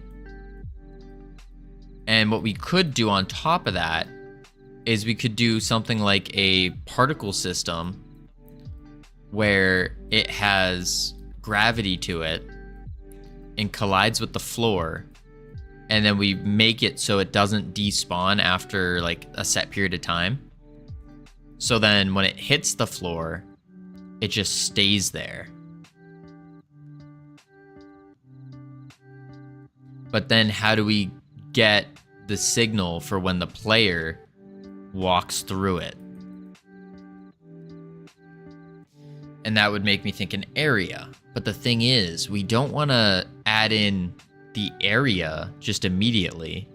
The area should only, like, we don't want to just boom, plop an area like this down and then let him do the fire and keep the fire as a visual. because we want the player to be able to be like, oh crap, I'm not ready for this, and run away before the fire actually circle finishes. So that is the difficult part, folks. This is the moment. The moment. So let's think about it. How do we do this?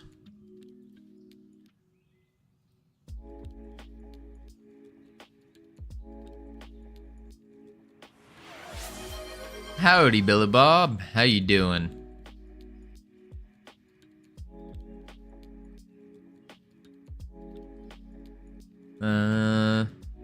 Doing good. Good to hear. How are you doing? I'm doing pretty good. Pretty good. Trying to, we're at the difficult part now. So we got the little fixes. I want to crawl back into bed. Oh, you're right. Not primed for Monday today. I understand. But hey, on the days where you're in that slump, I mean, just look at what we did. Look at what we did. Just take it little bits at a time. Get some easy wins in there. Start snowballing. Shader issue exclusively broken on Sony platforms. Oof. Oof. My day is already over. Your day's already over, North Pole? Holy moly. What time is it over there?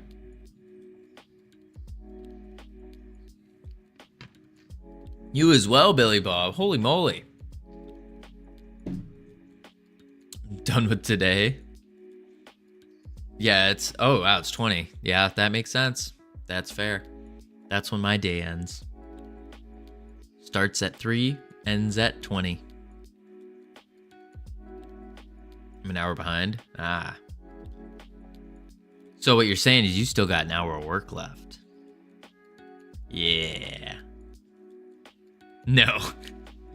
I'm done. That's fair. Finished. So you working a full-time job on top of this?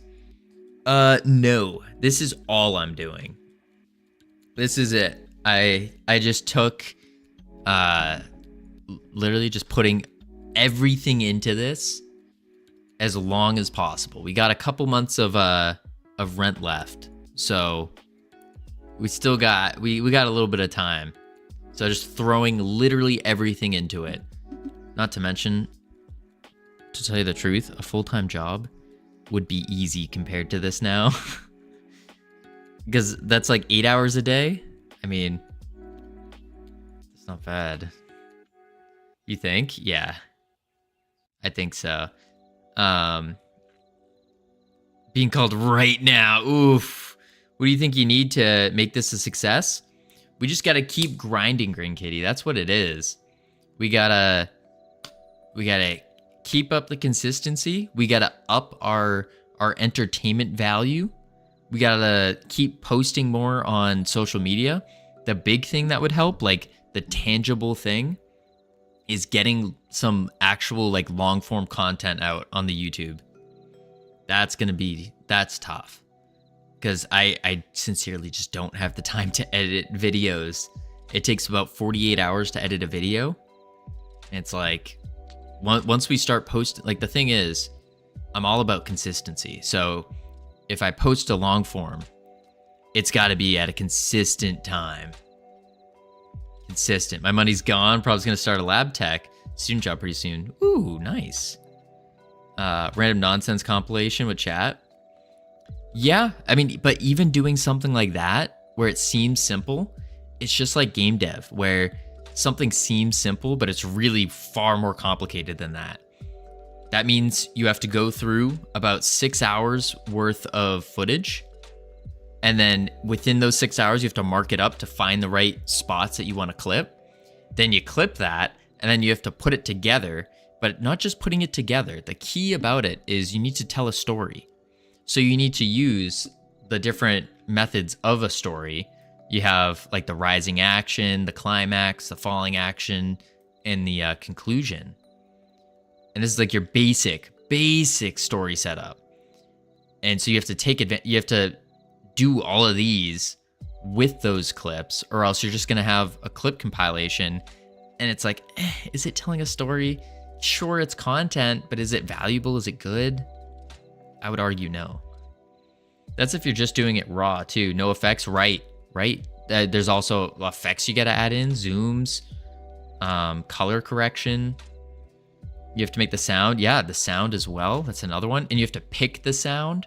Sound is actually such an integral part of videos as well. Even having background music, you have to make sure you have the right background music. There's a lot. And it takes a long time. Watch a like if you're just like quickly thinking about it, the type of videos that take the least editing, like just quickly thinking about it, you probably are thinking of like podcasts where it's just people talking. But then if you really watch a podcast, they're doing a zoom or like a frame shift every like 3 to 6 seconds. That's a lot of cuts. It's a lot. Yeah, on top of it, as I'm sure you saw the other day, the footage eats up so much storage space.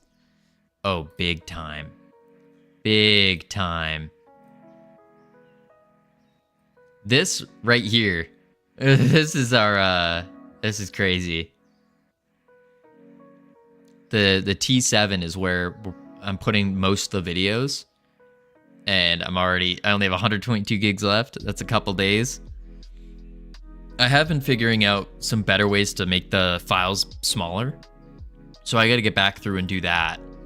But like, holy moly, look at this stream, 57 gigs. Like the gaming streams are taking up so much, 62. But I found a way, if you download them from Twitch, it's actually 5 or 6 gigs. So it's not nearly as bad. I don't know how they compress it, but they do. And I haven't seen a loss of quality either. But the only issue is I'm recording, so this stream, I record directly to it. And that way I can remove the background music. There's a ton of dead air in games that stream footage too. True. I mean, I try to fill the dead space as much as possible, but even then, like, it's just gonna be there. Loading, waiting for read chat. Yeah. It's tough. It's tough. But we are looking for video editors currently. So hoping we got a couple that we're reaching out to and seeing what they can do. See if it's an opportunity that they want to take, that kind of thing. Because again, I'm dedicating 20 years to doing this. 20 years. So the hypothesis is that in 20 years, I should be pretty good at like game dev, streaming, content creation, this kind of stuff. That's the hope anyways. And if not, and the 20 years has passed, well, hey, I'll be, 46? I'll just go, I'll switch industries, do something else if I'm not. But yeah, so yeah. 45, 40, my own reminder.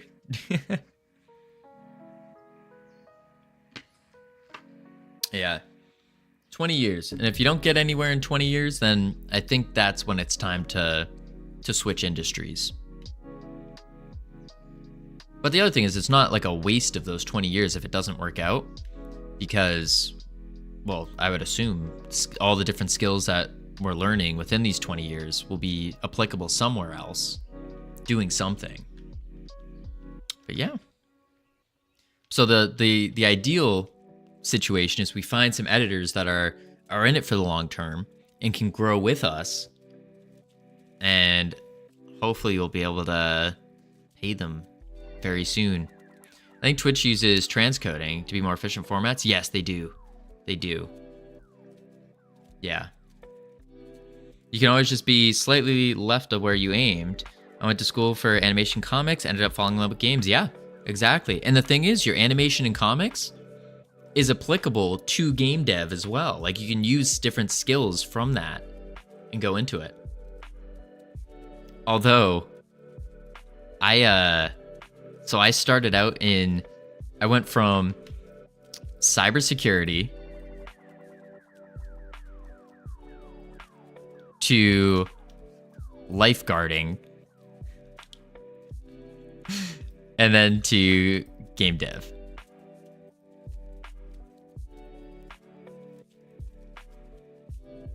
I don't think lifeguarding has much to do with game dev. So this is more like I completely missed the target.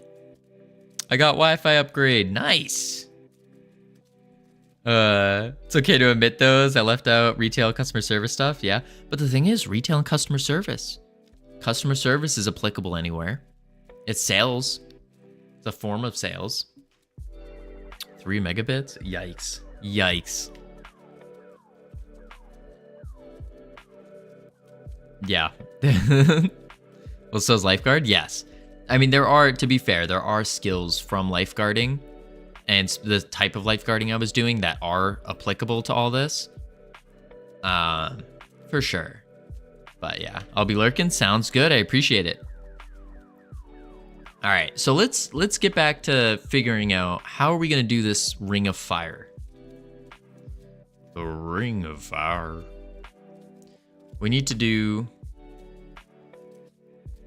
What do we need to do? Maybe we finish making the particle system.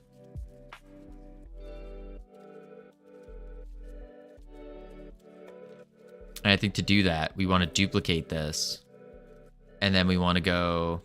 Lifeguarding is applicable because sometimes you be bringing the code back to life.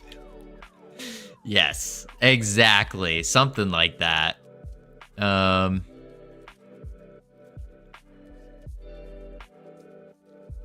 Lifeguarding equals crunch manager. Yeah. I mean, the big thing that, like, the legitimate thing it taught was dealing with things under pressure. More into leadership, more into like emergency planning, I guess, which could be useful. Like, oh no, the game exploded. It's like, all right, well, there's no need to sweat because there's no way that your game exploding is worse than a person almost dying. So I think that that's helpful.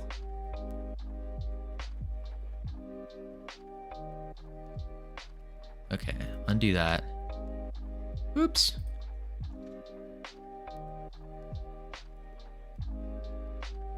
And then we need to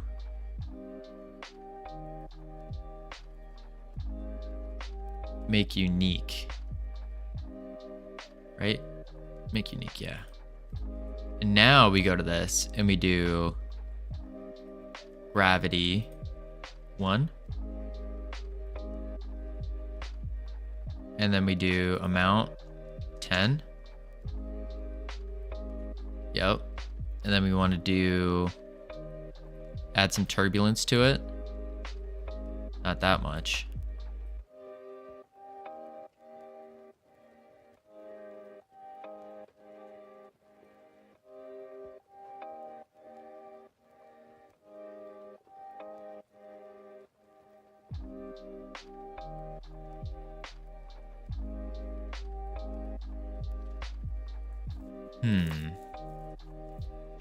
That might be too much noise.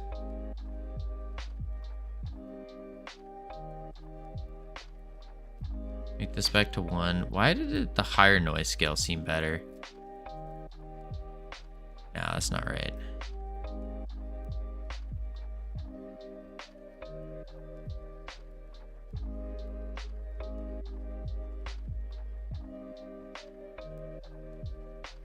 I think we have to bring it down. Yeah, like that. And then we need to do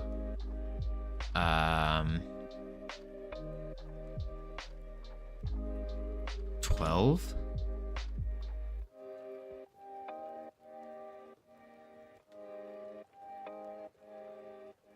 Spawning. Velocity. Oh. Dampening. Scale. Maybe we even add a curve to it.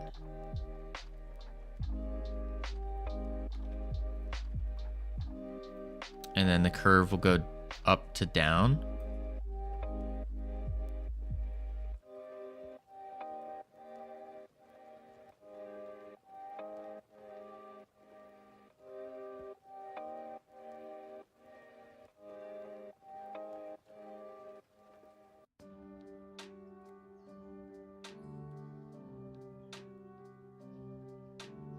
Like that.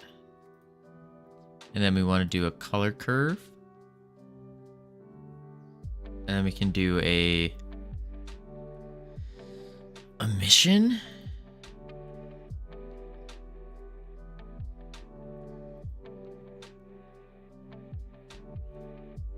New curve. Start it at 1, bring it down.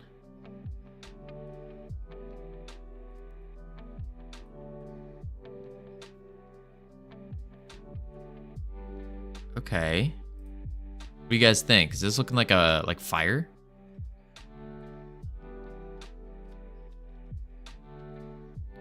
Kinda.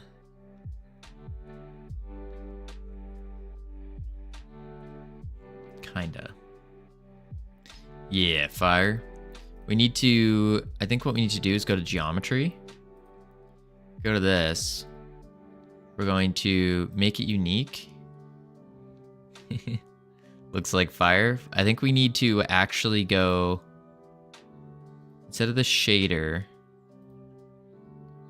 we should do, we want to add a,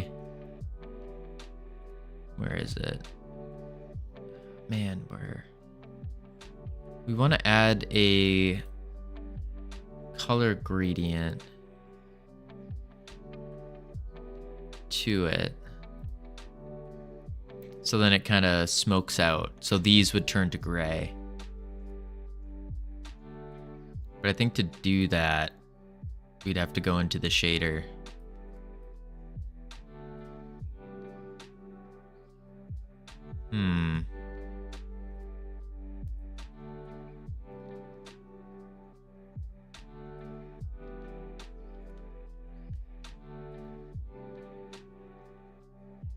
How do we do this?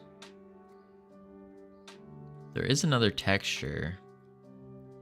Probably should have watched the rest of this tutorial. That would have been helpful, I think. This fire is based off of a tutorial. A flare. Huh.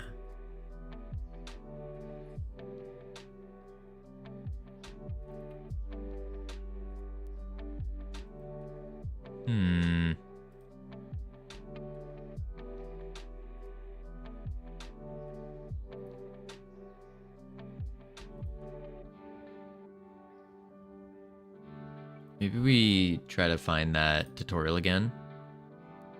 So I think what we need is the fire first, and then we can mess with the oh, I didn't save it. That's so bad.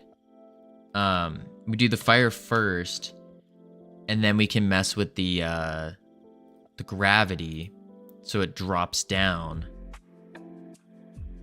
and then lands. And something about I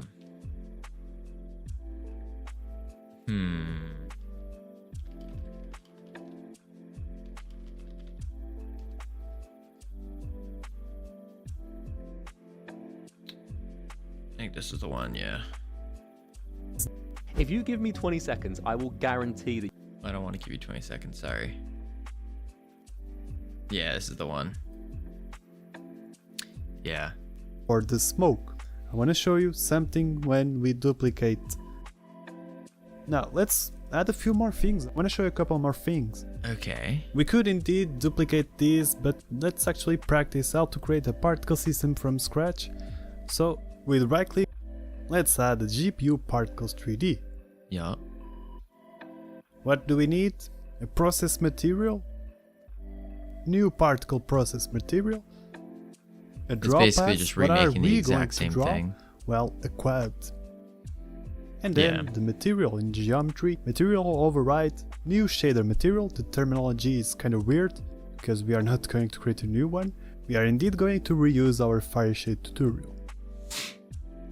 Okay. I'm actually going to drop Flame02 for the main texture and then the Varney for the dissolve. Oh, for the main texture, we're using a different one. So for the main one, we're actually going to use Flame02. And dissolve texture is going to be a flare.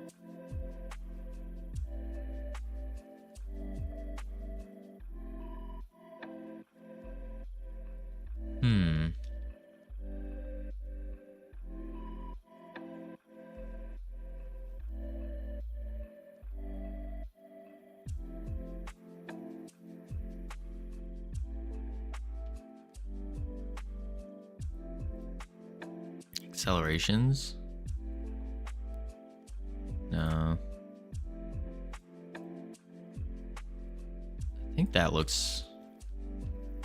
It's decent, but nowhere like the what he has. Well, let's fix the gravity right away. Nowhere like Let's say it. something like 5. 5?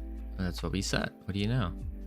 Let's play with the scale, like 0.75 for the minimum and 1.5 for the maximum, so it's a little bit random. 0.75 and 1.5, 0.75,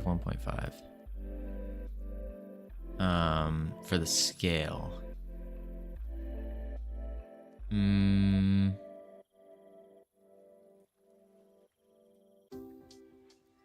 What would that be under?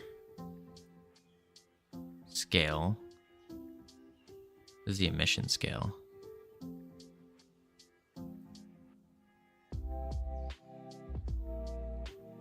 No, that's not right.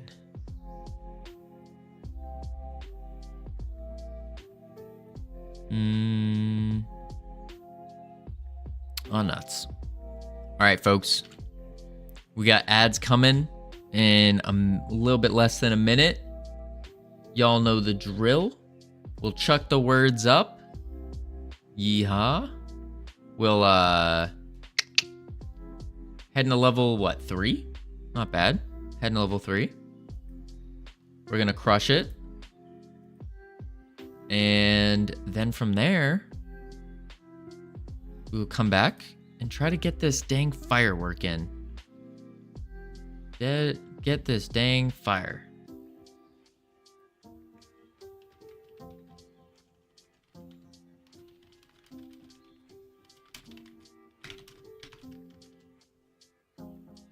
All right, here we go, folks. Who's ready? I'm ready. Awesome. Here we go. Here we go. Space. Easy. Simple. Oh, I got the next word already. Ah, someone took my escape. Ah, North Pole. Peace.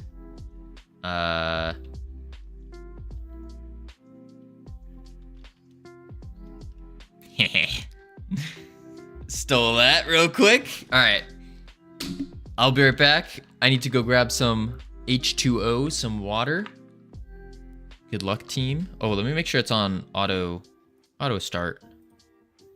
Autopilot. There we go. Easy, breezy, beautiful. All right. I will be right back.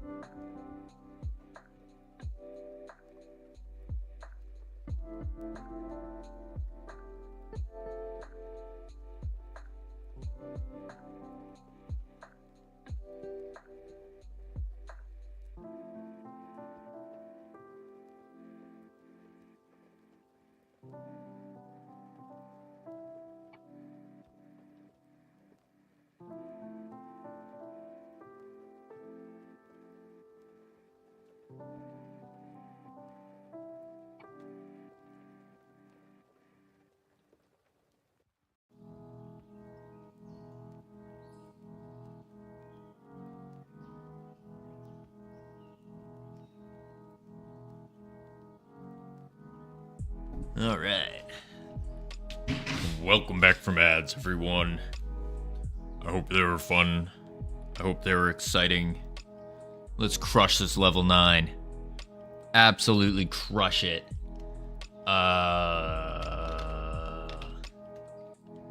Oops.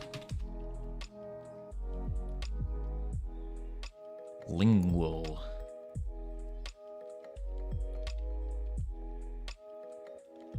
M is fake? Gotcha. M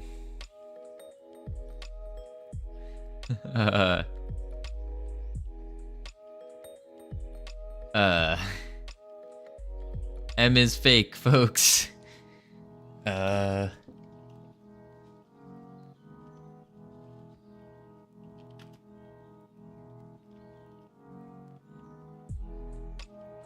I will make all the M's null.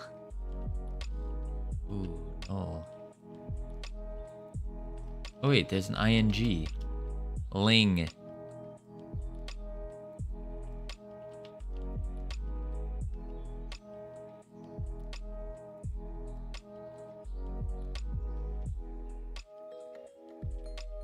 Nail.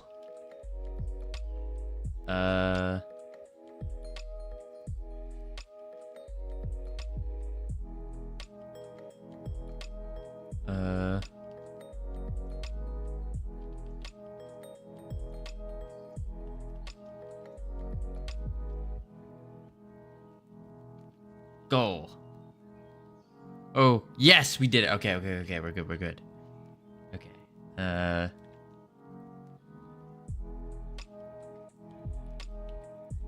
No. No. Oh. Not bad. Not bad. Let's turn off that autopilot before it accidentally starts. All right, next ad break, folks. We're heading to level 11. 11. Whoo-wee. Not too shabby. North Pole Green Kitty putting in the work. Absolute work. Got top 3, that's all I needed. Oh, now you gotta keep it, Green Kitty. You gotta keep it now. Took all my words. Did North Pole take all your words, or were you too slow? You gotta be quick with it, T-Hat. Gotta be quick with it. I did once, I admit. Oh my lord. I'm sitting here standing up for you, North Pole, but nope, never mind. Never mind. That gamer, how dare North Pole stealing all your words? I can't believe it. I cannot believe my eyes. Stealing all of them.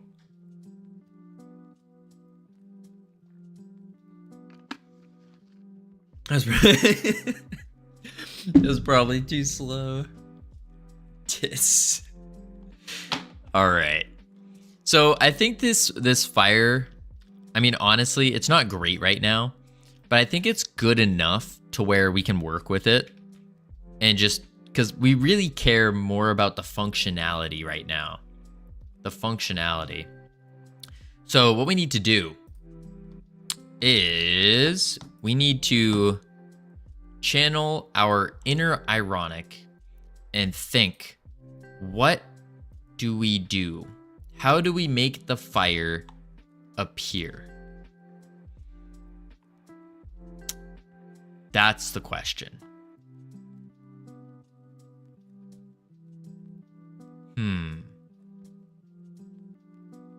How do we make the fire appear?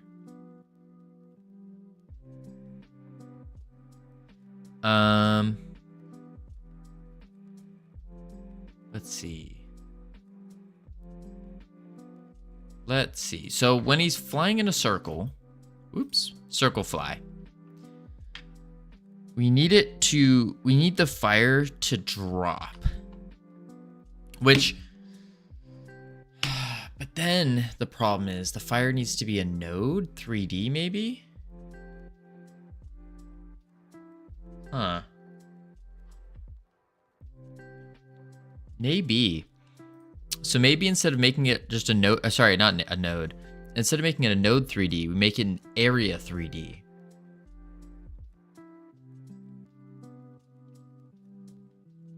Yeah. And then I think what we want to do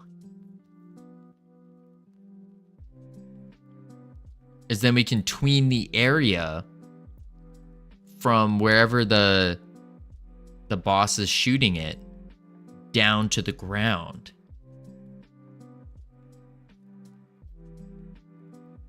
So let's change type to an area 3D. We're going to give it a collision shape. And we'll probably just do a cylinder for it. Something like that. Very basic. I think that would be fine. Save this. Name it fire. Save again. Okay. So now we got the fire area.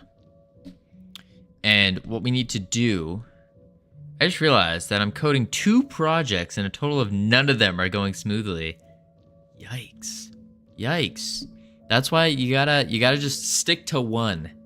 Pick one, stick to it. See it through. That's what I like to do. Because think about it this way, you got a beam of focus. You got a beam of where you can put all your energy. If you're splitting it, now it's just not gonna work. Oh, one's for school. And one's a proc animation in Godot. Ah. Yeah, that's tough then. Then in that case, you got to, not much different you can do. Because I hear a lot of the times, there's a lot of game devs that we've met, and they have like 5 different games going on at once, and it's like you can't be swapping around. No wonder why your game isn't out yet. No, the only thing I can do is cry in the corner. Oh, don't cry in the corner. You gotta just suck the tears back up. Put on your big kid pants and pound out the work. Yeah. Thanks, Green Kitty. I'll cry with you. But what does crying accomplish? It just makes you feel bad, and then there's tears all over the place. You got a puddle. Man, that doesn't sound great. Boss fire. Create. Increase humidity in the area, then your hair's gonna start frizzing up. You might start sweating on top of it. Like, you're just piling more issues. Yes, good for the skin. I'll cry for you so you can get stuff done. There we go. Look at that gamer taking the bullet. That gamer will cry for us all. That way we can just get work done. All right. If that's not teamwork, I don't know what is. All right, we want body entered. On body entered. You'll be okay. On body entered. And we're gonna do a at on ready var team as a string string equal to enemy.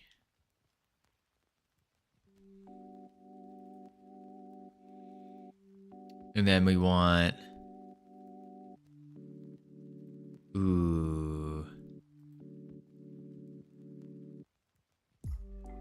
actually we just do that as a string, and then we can do an onReady var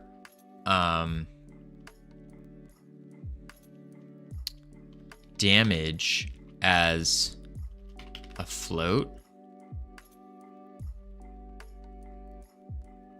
For uni, I'm writing a script, so I can't find little pieces of sequence and larger pieces of sequence for proteins. My eye's just not twitching yet. Yikes. The only kind of protein sequencing I've ever done was protein folding. And that's just a matter of like downloading a program and running it and then getting paid. That was it. Very minimal amounts of money, but you can get paid for doing protein folding. Fun fact. I don't know if you still can. I would assume so, but then again, this is like before AI was more mainstream.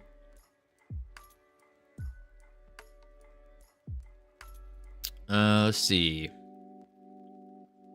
Fun fact, AlphaFold does that for you freely. Yeah, that might have been what I was using.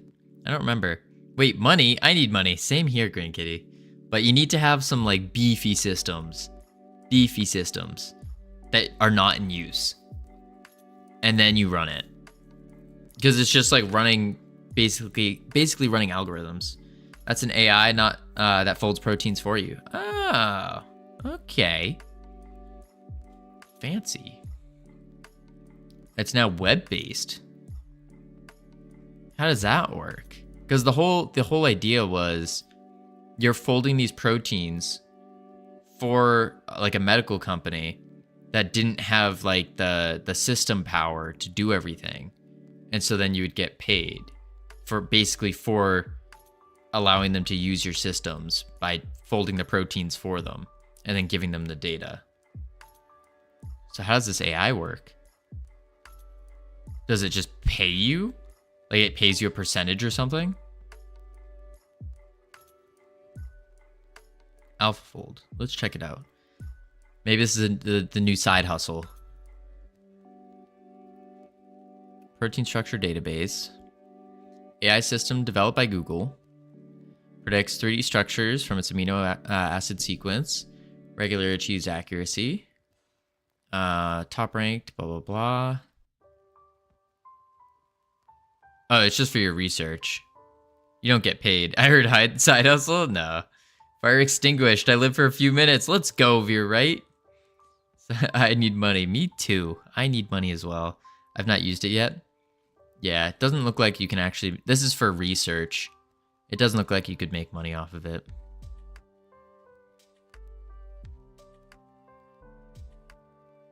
Yeah. Yeah. That's pretty cool, though. I mean, I can give you guys some side hustle ideas, though. If you want a gig, let me know. If you're right, what kind of gig you talking about? Is it one that I can fit into my schedule?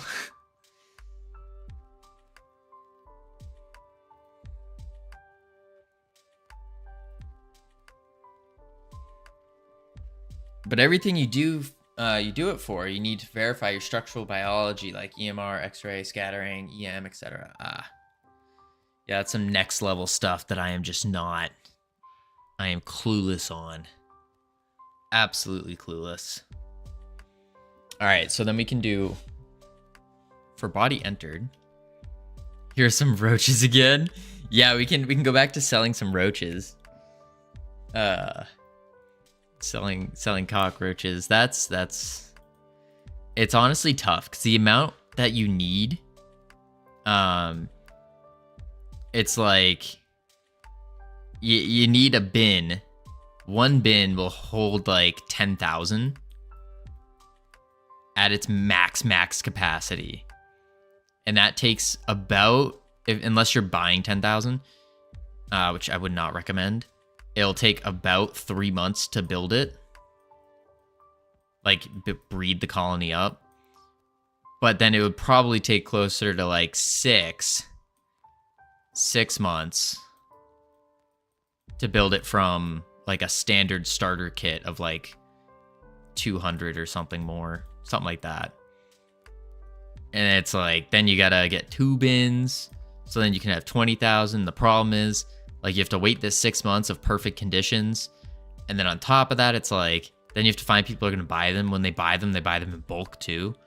And it's like, ugh, we're breeding roaches? No, we aren't anymore. I used to. That was my first like business. I was selling dubia cockroaches. Depends on educational background. Actually, I do have something I did for a while. Oh, my educational background. I completed high school. I got kicked out of college. So I don't have a college degree. But I do, I've had some businesses. Kicked out? Yes, sir. Got kicked out. Got the boot. Indeed. Sounds like you did something you shouldn't have. Actually, no. Quite the opposite. Probably wouldn't want to mention getting kicked out. Yeah, no. Make sure Gaia doesn't come for your ass. Yeah. It was interesting. He was too much of an innovator. Something like that. We'll say that. He didn't do something he should have. Yes, exactly. The quick, short, and sweet version is I was getting into cybersecurity.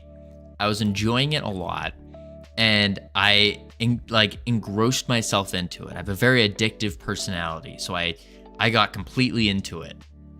So much so that I was the president of 1, 2, 3, 4 clubs, 4 computer clubs.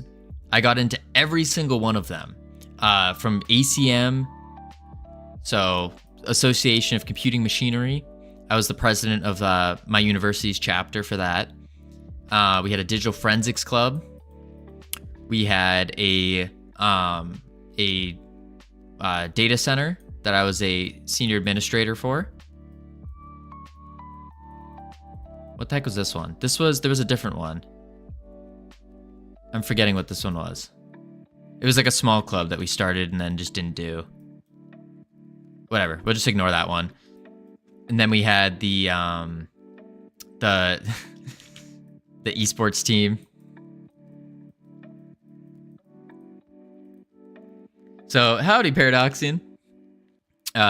So yeah, I was president of a bunch of different clubs, and I was like, hey, I'm doing all of this extra stuff, like giving tours to donors too of our like cybersecurity building and our program, whatnot. And I was like, why do I need history class? Why do I need English class? Why do I need all of these gen eds? Why don't I just keep focusing on the computer stuff and just keep going deeper and deeper and deeper? Turns out colleges don't like that. They want you to take your gen eds, as useless as they may be. Yeah, you question the curriculum, exactly. Should have gone to a polytechnic. I should have, yeah. That would have made sense. But yeah, I was at one point I was the top of my class for like this cybersecurity stuff. And it's all because I just I just joined every club and just started absorbing as much information as possible. It is required by the state. That might be why. So anyways, they said, hey, you need to go to your gen eds. And I said, those are useless. I'll just pay people to take the class for me. And then after that, they're like, hey, you need to show up and take your tests. And I said, okay. So I would go take the tests.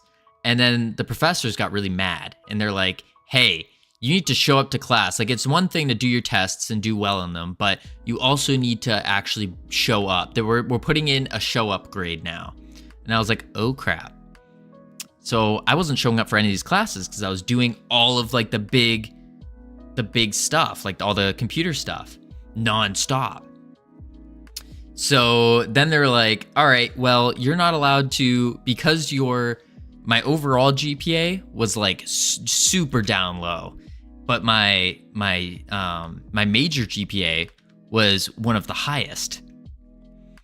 And so, because I was only focusing on this, and then I was like, well, I already know all this stuff from these classes because I've been taking this extra time here and putting it towards here.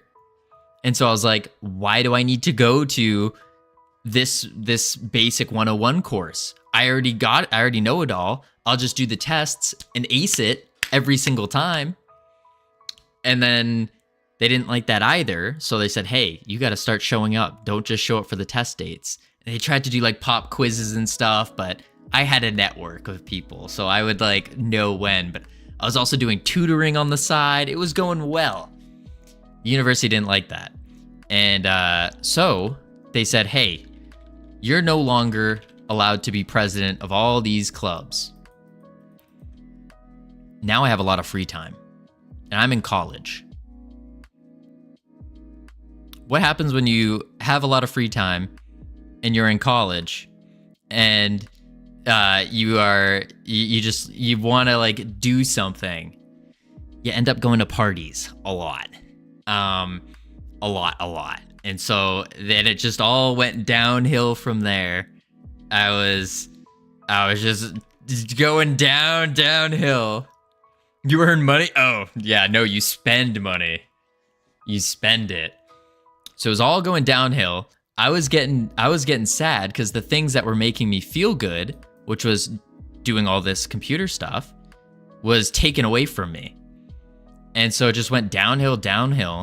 And then it was like into like I started to get into like a depressive state. And one of my roommates, who didn't know me because he came the second semester, so he was a second semester roommate, comes in, thinks that I'm going to Alt F4 on my life, and then goes, reports me. I have to go to these like counseling sessions, and I'm like, at this point, like, there's no, like, I wasn't gonna do that, and so I was like, I don't know why I'm here, and so I started skipping that to focus on the computer stuff and like try to secretly work on it. And then they're like, yeah, you're not allowed to be here anymore. And so they booted me. They gave me the boot. And yeah, then began my beautiful, beautiful spiral down to rock bottom. Wait, what was the combo? Howdy, Johnny. It was about how I got kicked out of college. It was a quick synopsis. Yeah, getting the Covino lore here.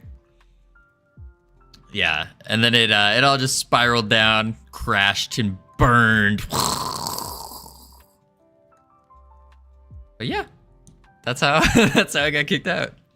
Real quick synopsis on it.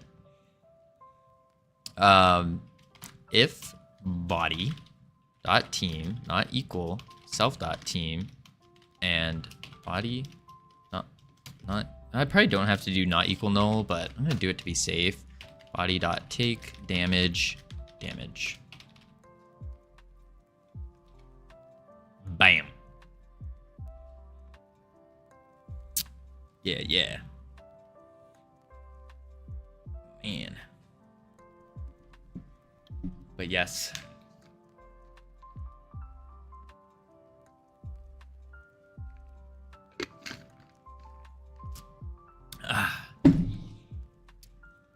But honestly, no Python? I don't know Python. Bro's drinking transparency juice? No, Johnny, I'm drinking the code. I'm drinking GD script. But no, if you're right, I don't know any Python. GD script is really the only thing I know. All that information, all the cybersecurity stuff that I knew in college, completely wiped from my brain. The amount of extra substances I was intaking just reset the hard drive back to the industry, the whatever you call it. Just reset it. It all got reset. So yeah, we're back to square one over here. Industry settings. Yes, thank you, North Pole. Industry settings. Pity, since you've been working in GD script, Python is pretty similar. I know someone who could probably get you an assessment for a thing. Starts at 45 USD an hour. Oh, there is non-programming option. That would be really cool. The big thing though, Veer, right? Like, honestly, is I don't genuinely have enough time right now to put towards like having another job right now. When money starts to become like super tight, like when the rent runs out, the rent money runs out, then we can have a conversation for sure. But yeah, no, it was rough. To go to an accredited college, in order for the college to keep their accreditation, they have to have those classes. Yes, true, Dr. Dark, true. Yeah. It's kind of dumb, but yeah. I don't think I would... Honestly, I don't think I would ever go back to college. It's just that the experience in general and how poorly the situation was handled. I don't think I don't think I'd ever go back.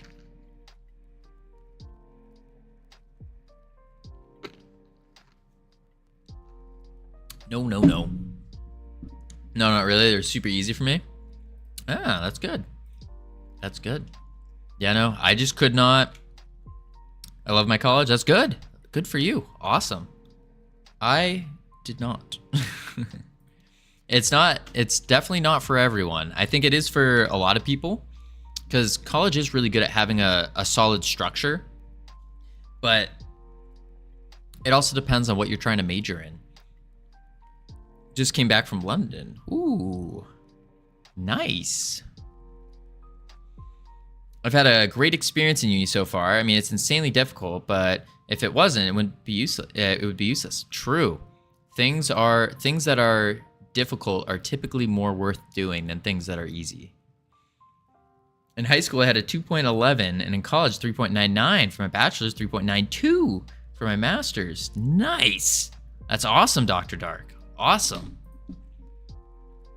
Yeah, no. Not anymore. Not anymore.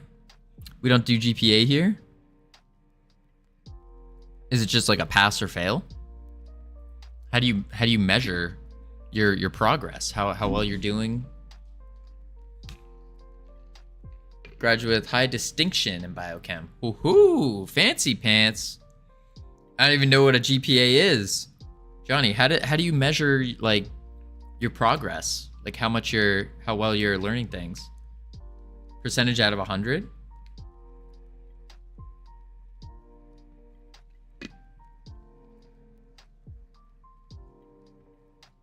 If you're not accredited, I don't think you can do federal loans. Only private ones. Yeah, makes sense. It's a lot of money for the colleges. True. True.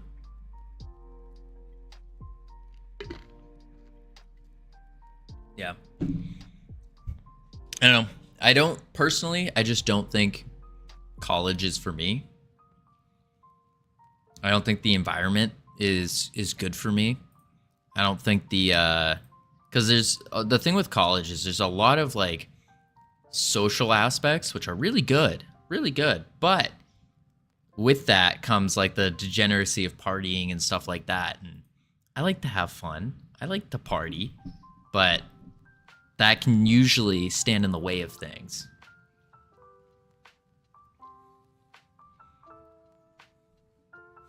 You never asked how old I was when I was in college, because I didn't think it mattered, to be honest.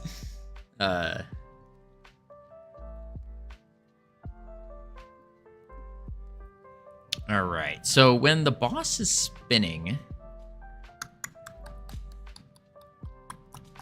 circle flight.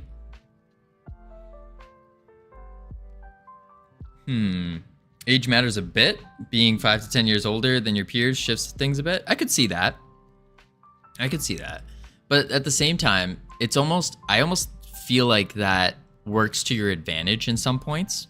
I could see the negatives, but I could see it working mostly to an advantage, because being 5 to 10 years older than your typical college kid who's like, say 21, 20, 19, 18, they're all trying to party, they're all trying to drink and whatnot.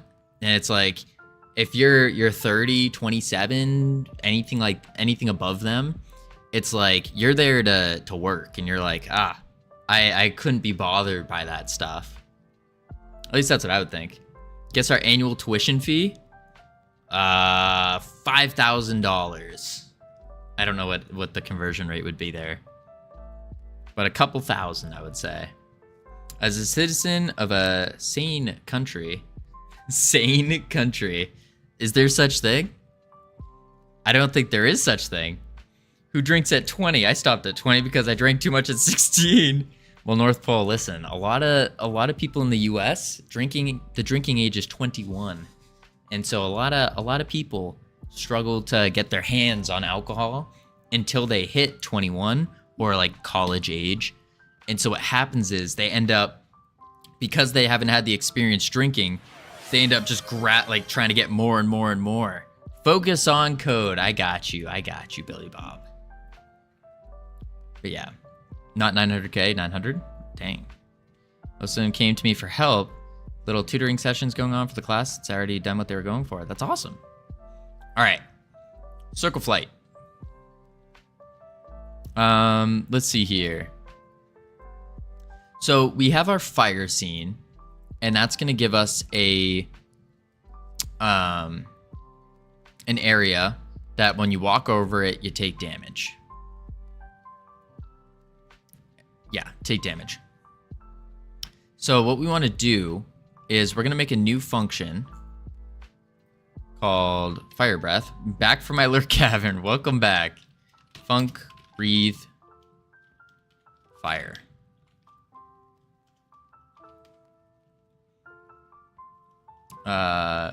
Yo, give me an update. Rotation solved? Yes, Zoomer Boomer Zoomer Cat. Rotation has been solved. Indeed. we fixed that. Now we're just trying to finish the last part of the boss, which is the actual fire being like poured out and left in a ring. And I think we have that. So what we need to do is we take this. It was just like a quick little thing we made. And then it's an area. So what happens is we're gonna tween it down to the ground, and it's gonna stay there for whatever duration we need it to. And then it will whoosh, all disappear. I think that's the play. Working 40 hours minimum and going to school full-time sucked? Oof, yeah. I could see that. All right, we need a scene, pack scenes, at export var fire as a packed scene. Go to our demon boss. It didn't add because this guy.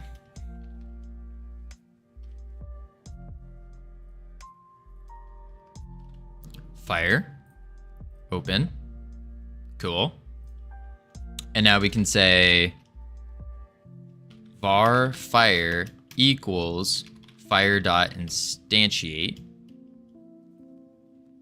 And then we want to do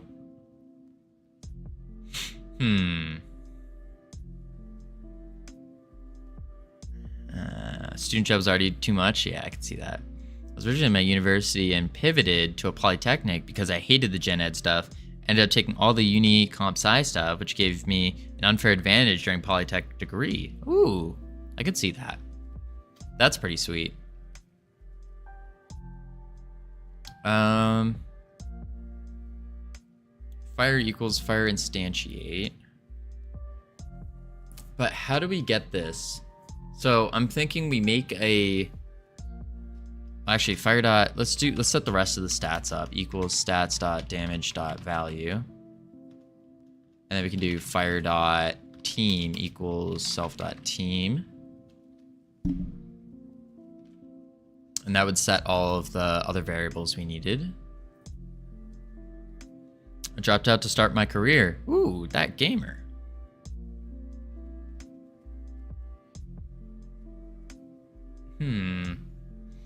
Do enjoy the music of the metal variety. Who doesn't? Let's see. All right, so we got, I guess what we could do is call, do you know In Flames? I don't think I do. Now I'm doing well for myself. I would assume so, that gamer. I would assume so. I know through the fire and flames.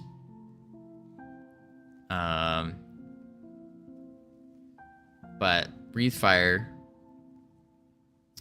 Fire dot damage. We set the damage. And flame slaps. I'll have to check it out. I usually listen to metal when I'm working out though. Except for recently. Recently, because I haven't had an opportunity to watch other streams, I tend to watch streams while I'm working out. It's very odd. It doesn't get you pumped. I'll tell you that.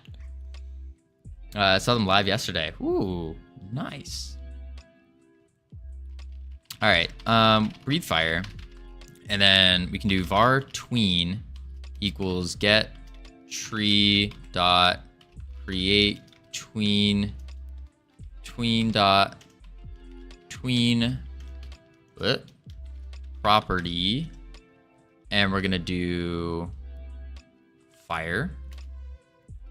The property is going to be, I guess, global position. And then the final is gonna be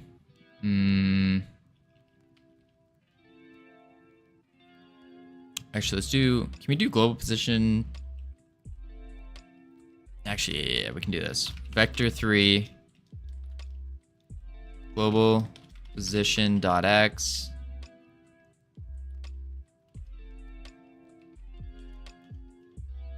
zero global position dot z. It needs to be fire. dot fire dot. Oh, I forgot to wait. And the wait can be, oh, duration is 1.5 for now. And then, so it's gonna add a whole lot of fire. I feel like metal Nemic death box. Interesting. Have to check them out as well. So we're instantiating the fire scene. Oh, we didn't add the child anywhere. That's awkward. What are we gonna add the child to? Probably the world, I think. Yeah, get tree, get current scene. Get tree dot get current scene dot add child fire.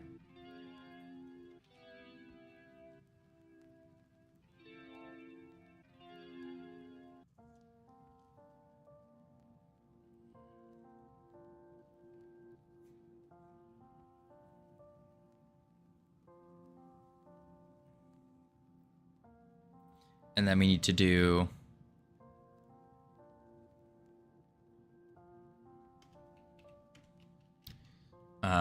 probably await get tree dot create timer. Let me just do like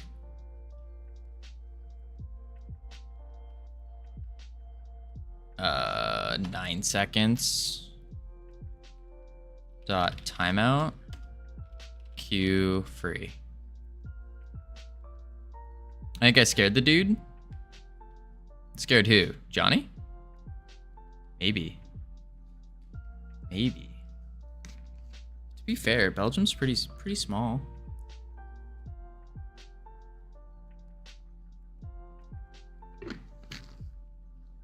Need job coder, what is big boy making? Welcome, welcome. We are working on breathing some fire right now. So we got our demon boss all set up.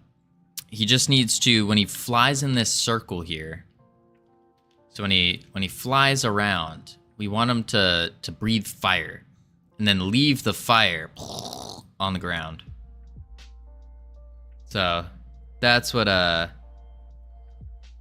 we're trying to work on. Trying to figure out how to do it. So far the thought is make a function where it creates the fire with the timer and all that. And then when the boss is flying around, it will I think in the physics process, it'll just keep making all these areas. It might make too many though. That's the scary part. Circle flight. Yep, and it's being called in the physics process, which we want. And then we can do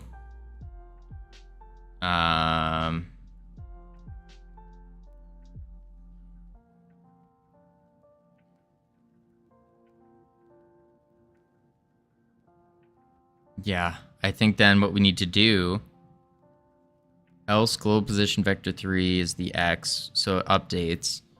And then we can say breathe fire. Let's see what happens. Let's see what happens.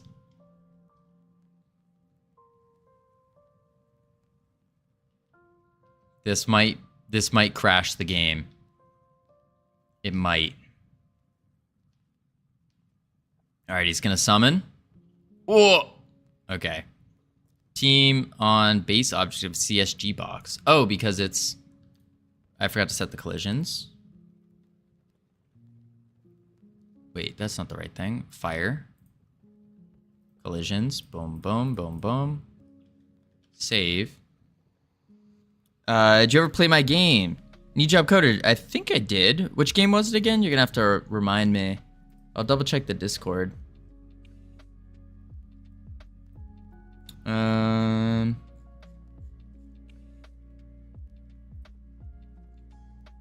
I think so. I can't find it in Discord right now.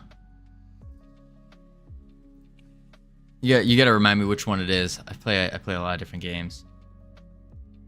I don't remember either if we played it. Tell me about it. I could, if it sounds familiar, then it'd be yes.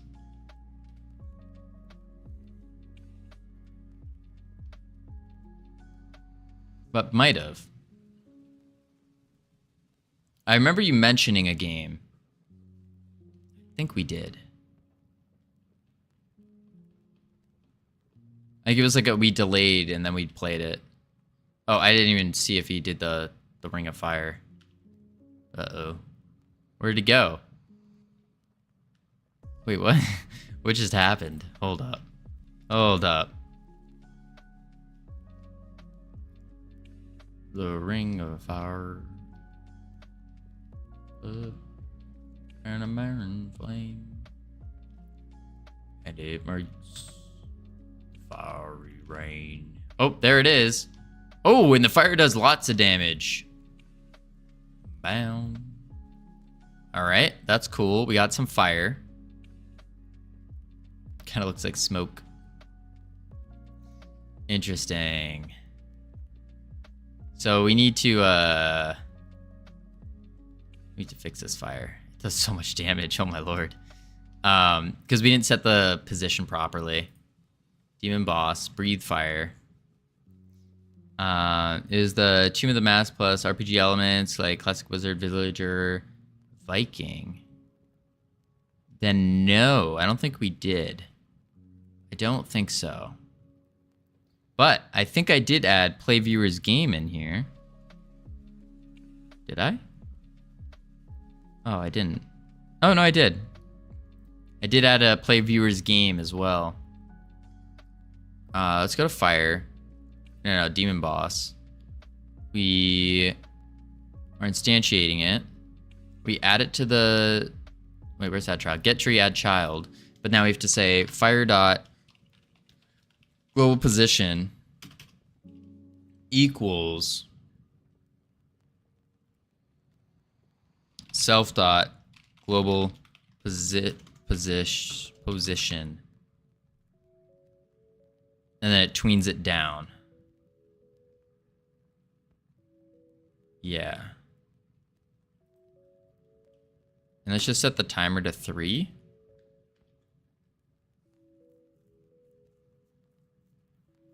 Why are we telling it to delete itself? That doesn't make sense. So instead, what we'll do is do this. And then we can say at onReady var fire timer as a timer equal to get fire timer, and we'll add a timer, call it fire timer, and it'll be a one shot.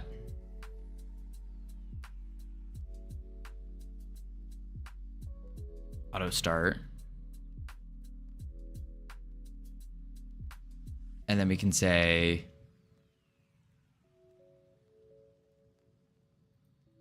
in the ready, func ready, say fire timer dot wait time equals onReady var fire duration as a float, fire duration, save, go to the demon boss, and we can say fire dot fire duration equals 5 seconds. Save. Let's do 0.0. And then fire timer dot timeout dot connect queue free. That should be good. And then back, actually in the boss, we're gonna reset this up to here.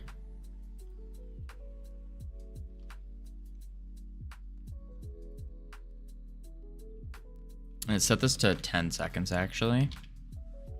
Now let's try it out. Aren't you using a singleton? Why aren't you? Because why do we need to? That's kind of the thought. Is it leaving the fire? Oh, there's a ring.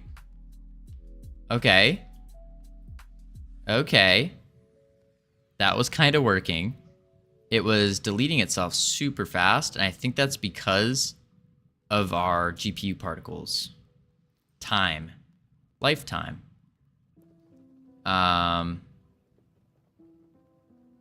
I think we need to turn it on to a one shot.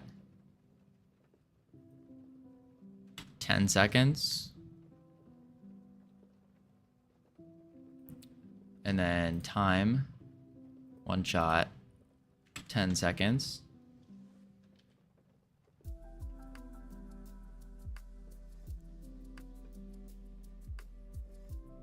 And then actually, let's do the drop time.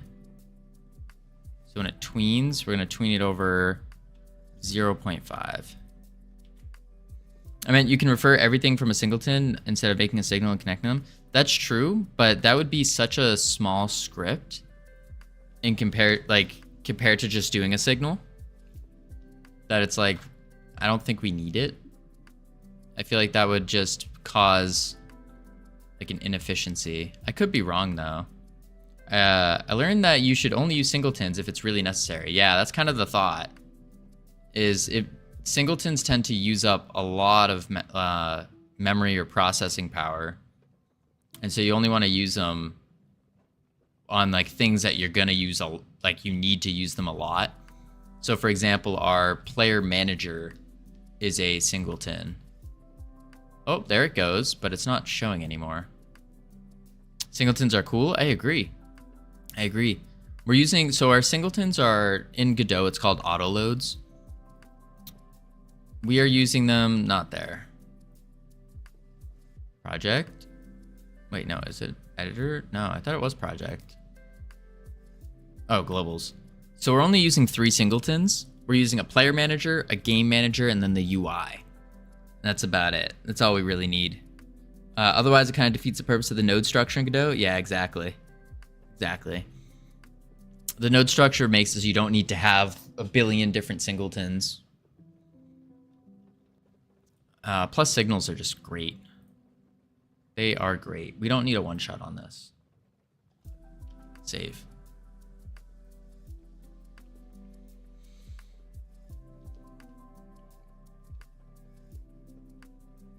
But yeah, that would be the reasoning why. All right. Breathe some fire. All right, he's leaving it there, but now the GPU particles aren't showing up. Whoa. Where'd they go? Oh. For some reason we turned it off. There we go. I don't know why it turned off. So that would explain it.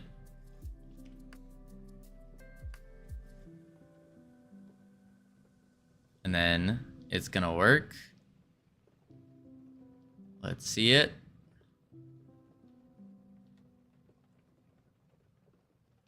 All right, it's going away a little too fast. Little too fast. All right, we need to mess with that more. Script. It didn't look like it was staying for 10 seconds though. Lifetime?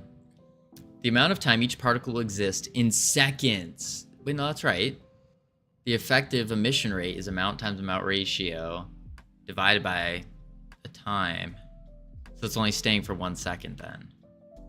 Because the amount is 12. The ratio is 1 divided by 10. So if we do 100.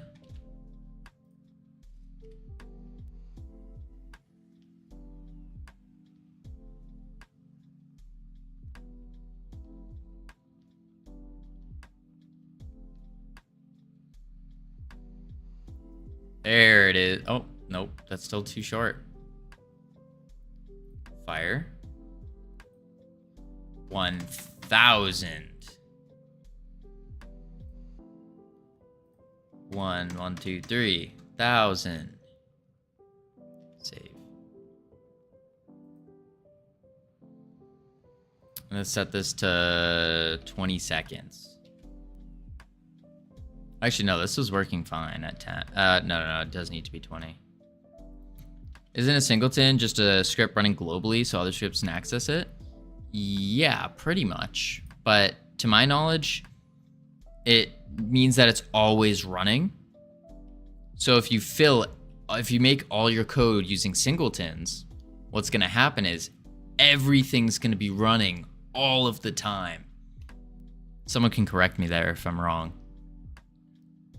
But to my knowledge, it's going to be running all the time, and then that creates huge inefficiencies. Because think about it, if you have code that like you're not using and it's just constantly running, yikes, that's going to be a lag fest. All right, the fire's disappearing too fast. It's adding beautifully, but it's ending way too fast. Why?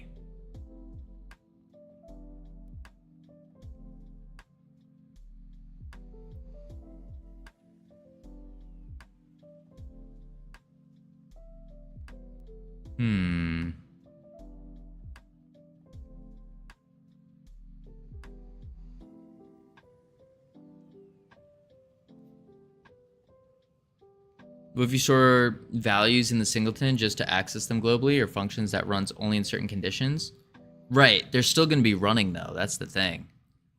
Like the game will be like constantly checking those conditions over and over and over, almost like you're putting it in the physics process, where up here in our physics process, the game is constantly running this match state constantly. And then once it finds a condition that works, it stops and it runs it. And then it keeps going. And so think about that in a singleton. You would be constantly checking all these different conditions all the time. All the time. For small things, sure, that could work. But for things that you don't need them to constantly check, I feel like that's going to cause some errors. Now, I could be wrong on this. I could be wrong. I'm pretty sure that's how singletons work, though. Anywho, though, we got words. The ads are here. We got words, folks. We are heading to level 11. Who's ready?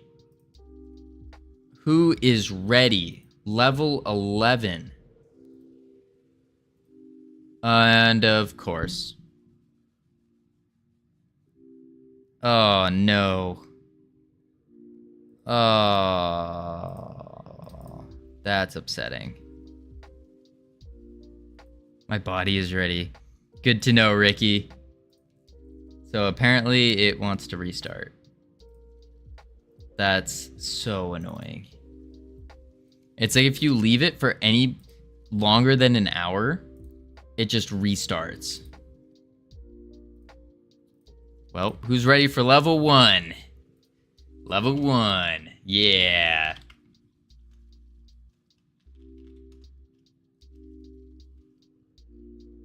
Man, oh man. That blows.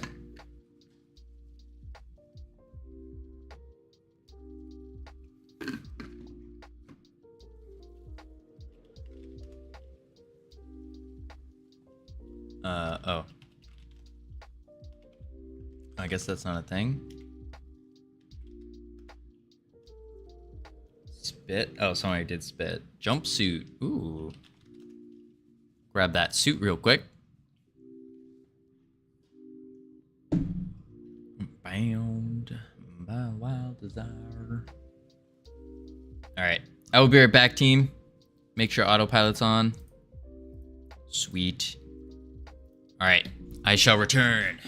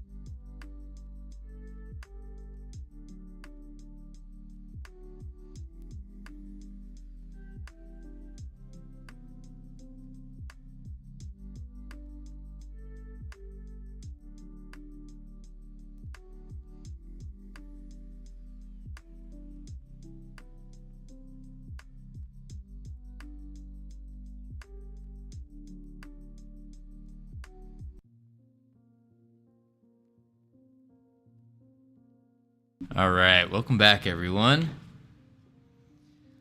Whew. All right, let's clear out this quick word. Level 3. Whoa, that's a lot of A's. What the heck? Amaranth. Isn't that like a crystal? Mantra? Who? Thar. Van.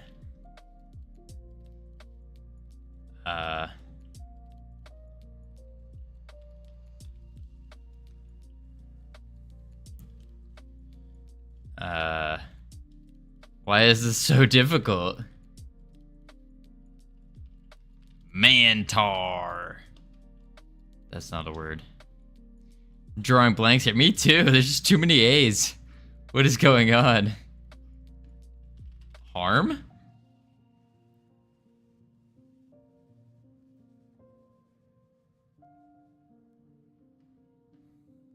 Now I'm just typing. That's what I do. Tram. We got dam.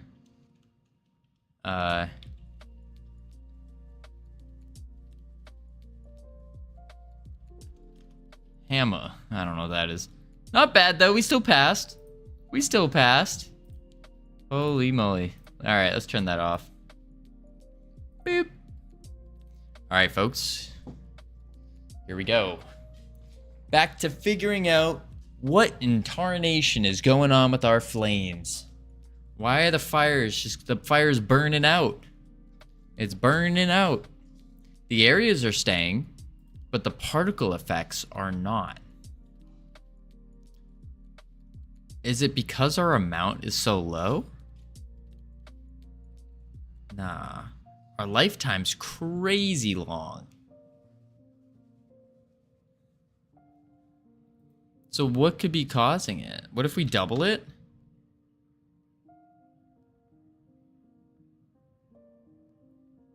What the heck is going on here? Wait, what? Now it's just not working.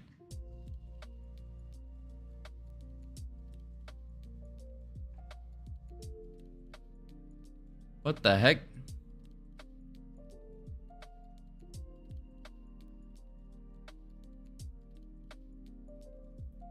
Ooh.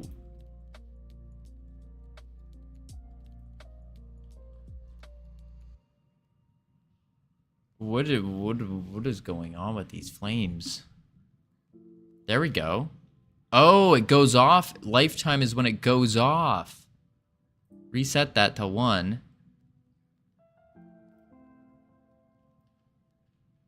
I see. I see what happened. We do that, and then we need whoa.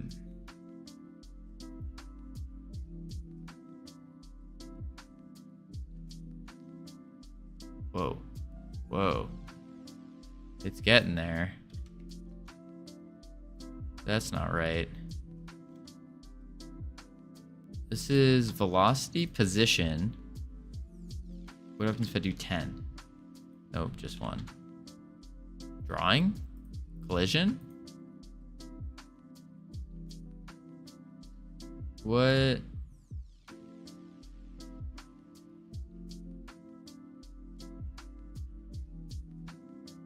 That's not it.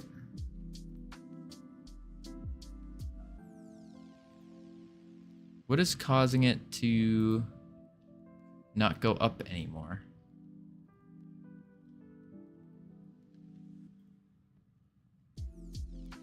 Drawing? Vocal cords, trails? What's a trail? No. Process material. Spawn. Velocity? No. Acceleration? Gravity is at 5 right now. Now it's at 10. Whoa, why is it so small? What the heck? Is it because the lifetime is so short? It is. Make the lifetime 10. But then the gravity needs to be like -5. Because it looks like it's breathing.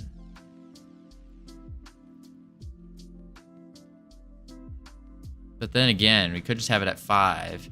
And when it's shooting it down, it'll look like it's going down. Then 24 is too much now. Back to 12.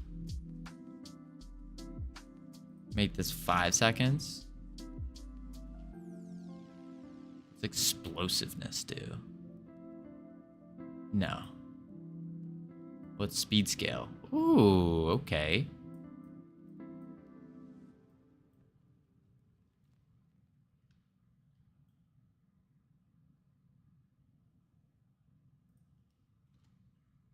Three.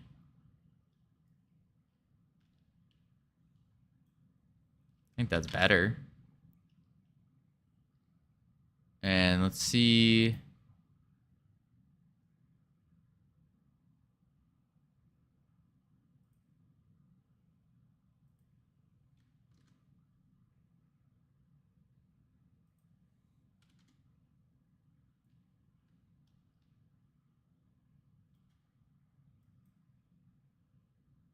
Okay. That should be fine. But it doesn't seem to stay there. It's just disappearing too quick. Too quick.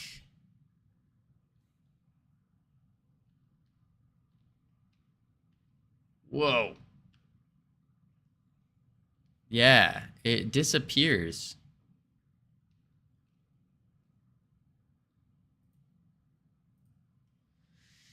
What is causing it to disappear, though?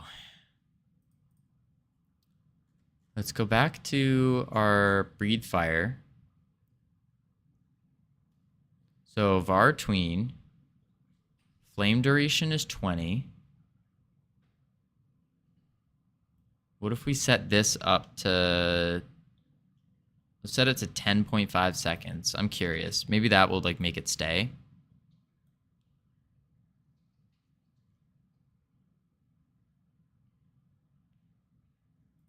Unless what it's doing is it's not creating a new one every time. And it's just the same one kind of thing.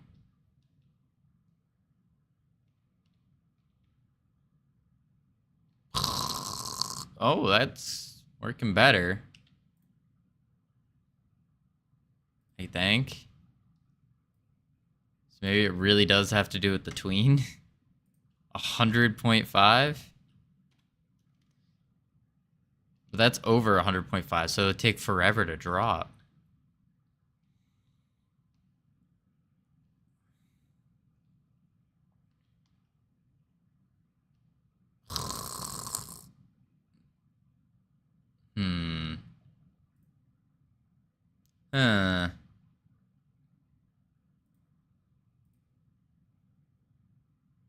Man, oh man. If anyone has any ideas, lay it on me. I'm ready. Trying to figure out how to get this fire to stop disappearing so fast. 10.5 is not the play. Let's do 1.5. Hit save. Not try to hammer. We don't have access to a hammer, unfortunately. We're just using our heads as hammers and hoping for the best. Are you queuing free anywhere? Yes. It queue frees after the timer goes out. And the timer is 10 seconds. Or 20 seconds, sorry. And that's visible, like we can see that by looking at the areas when it spins around. I think. Wait. Boom, boom, boom.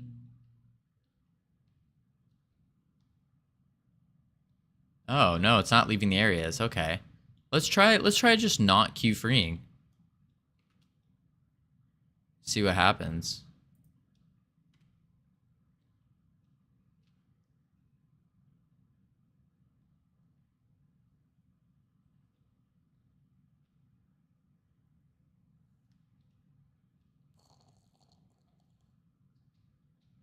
Ah! Look at that.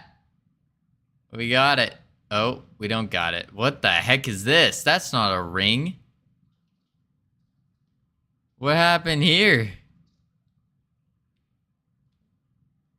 Ow. The ring's not a ring. Made a Fibonacci sequence, yeah.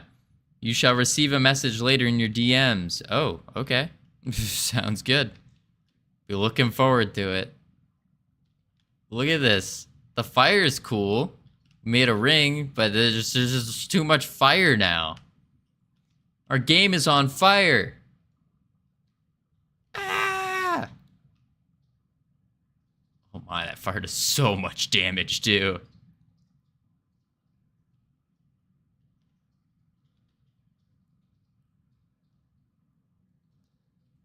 Now it's a pentagram. Is it? It's a bunch of different. I don't even know what this is. It's just everywhere, fire everywhere. It's all burning. The world is burning. My bolts are traveling so slow. What did we do?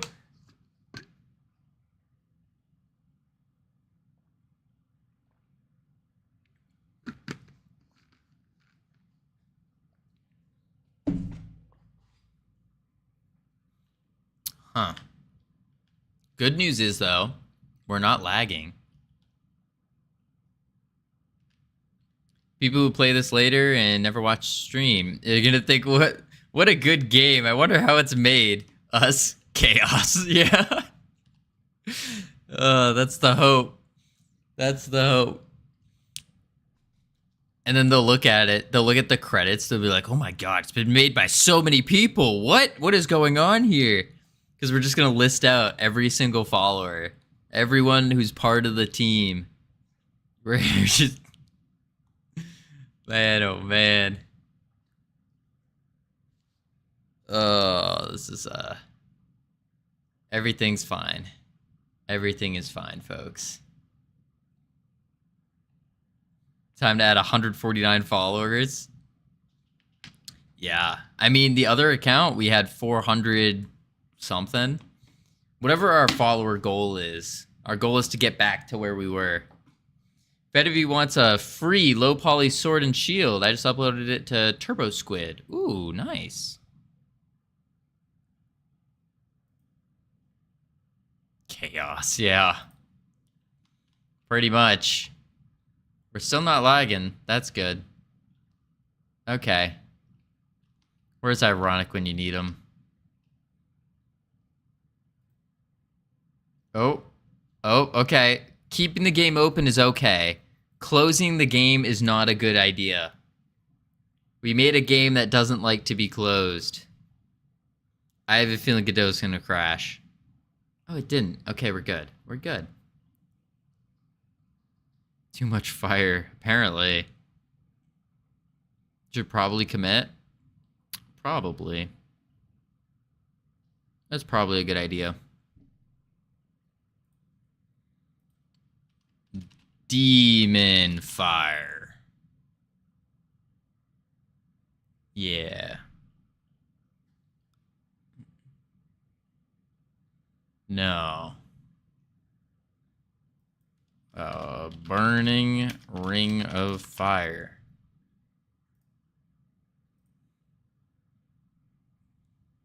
There we go. Okay. Wouldn't call it a ring. It was kind of like a ring. Sorta. But what that taught us is that something is wrong with our ring. Johnny Cash in the house. Yeah, indeed. Every time we work on this, that Ring of Fire is just stuck in my head. Every time. But what this is saying is we have to look at the first time it draws it. I don't think it's like an actual ring. Yeah, look. So if we follow it, it disconnects. Look at this. Like, what is this? How is this a ring?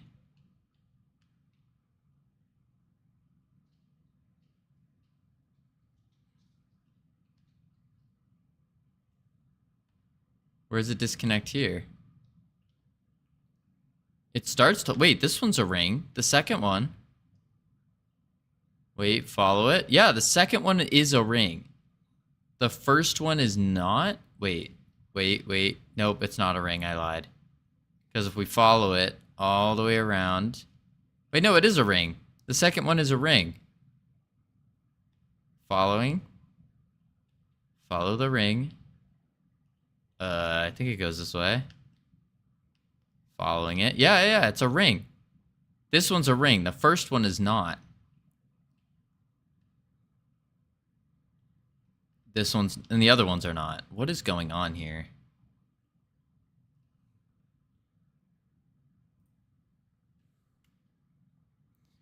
It just chooses when and when it doesn't want to make a ring exactly. It's not tight enough angle. It's called a feature. No, it's not. It's called a bug. An intended feature? I don't know about that.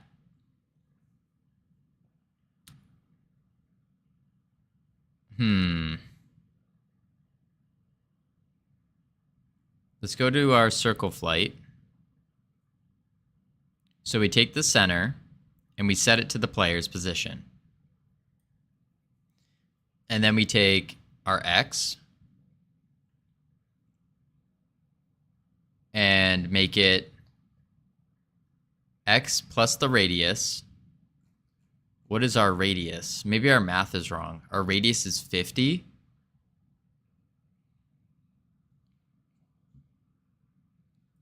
Let's make it smaller.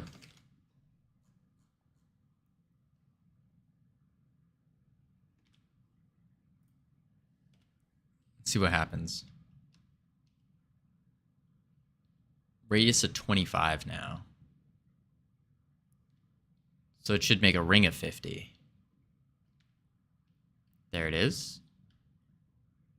Yeah, look at it. It still has that gap. What is going on? Let's go over here. It should be making a ring. This time it connected. What is going on?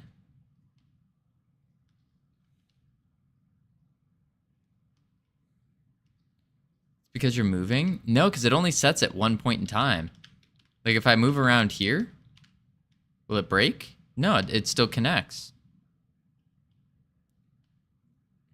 Also, howdy, Noxy. How you doing? I fell into a burning ring of fire. And down, down, down. The flames went higher, and it burns, burns, burns. The ring of fire. The ring of fire. It's different when you're moving? Yeah, no, it's not. That's the thing. It's not different when we move. Is there anything still influencing the enemy when he draws the fire in a circle? I think it's his initial start-off point, like when he flies outward. Well, he doesn't even fly outward. That's the thing. He like teleports outward and then draws the circle. I think that's the issue. I think. So the way he does it is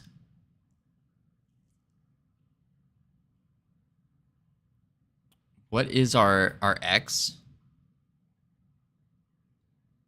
Our Y?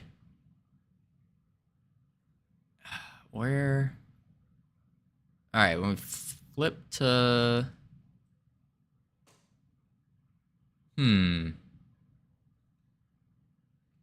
It's like he teleports somewhere right before he goes.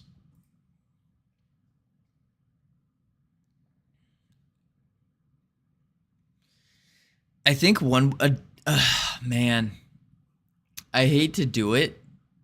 Var Z center Y. Yes, because it's a we're making a 3D and we're putting it into 2D because the ring itself is 2D. Yeah. Yeah. Because if you look at the center we make into a vector 2.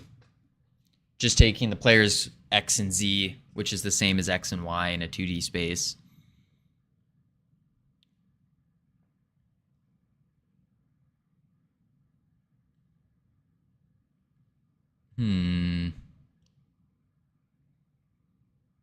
But why does it teleport out? I think that's the issue.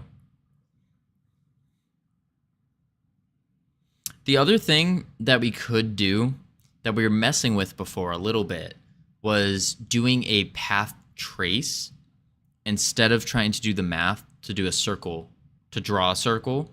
We instead manually draw the circle that it would fly in. And then this way, what we would do is we would do something like, it's like you have the boss here, and then it would fly this way, start drawing the path, or following the path, I should say. And then when it gets back here, it goes back to the center. And then it will, right here, we'll have a signal of some sort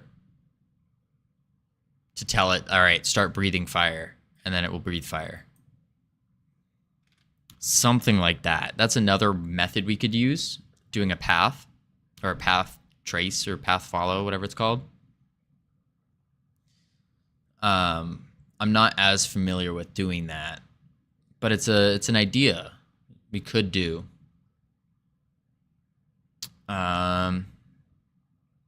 Just we ran into issues when we tried doing it that way. Like we couldn't get it to properly follow the path. Or we did get it to follow. Something was being weird with it.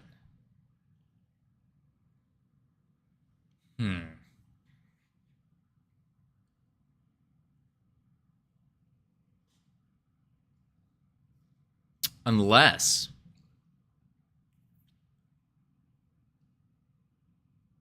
what we could do is instead of making it fly there and back, this part, what if instead, I was going to post a link for assets I created in your Discord. Any specific place to post that? In Discord? Yeah. We could probably put a place for it. Let's see here.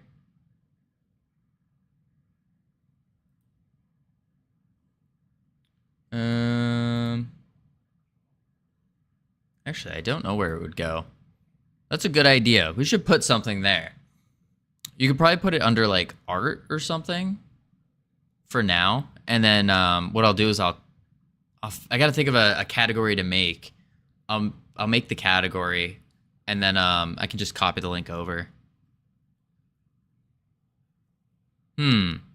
That's a good idea though. I think getting a place like that would be really good. Yeah. But for now, I would say probably like arts would be the best place, because you already have the beautiful thing here. Jojo, how you doing? Howdy. Boom. Bang. Bop. All right. Jojo, thank you for the follow. Welcome officially to our team here. I think you were, I think you followed on Freedom Forge, right? I think so. But yes, welcome, welcome. Yeah, I was on the other channel. Yeah, I was like, wait a sec. I thought you were already following, and then it clicked. Thank you. Those are not free assets. Are they not free assets? Awesome. Yeah, I'll definitely put a place somewhere in the Discord. I got to figure out how to set it up properly. But yeah. Yeah, Hikatile team. If you didn't know JoJo, you now have access to the beautiful team emotes where you can welcome people to the team. You can attempt to welcome people to the team like certain people. And all that other fun stuff. You can flex on people. Be like, hey, I'm part of the Freedom Forge Studios team. All right. This Ring of Fire. The Ring of Fire. We need to figure out the starting position. The starting position. So no, it's the end position. What? Wait. This isn't even close to a circle. What is going on? Okay, if I stay still. Stay still. Did that make a perfect circle? It did. Okay. So it's when the player's moving. It's indeed not circular. And then if I go like this, stay still again. Wait for it.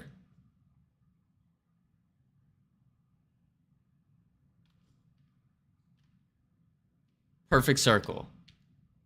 Okay, so something's happening where the position's changing for like a split second or something. And that's ruining it. I thought it was just taking the position once, though. Oh, wait. No. Probably a constant call to the player area. No, it doesn't call to the player's area at all. It's the circle flight here. We set the center. Oh, no. I know what's happening. It's constantly resetting the center. So when the player moves, because this is being called in the physics process.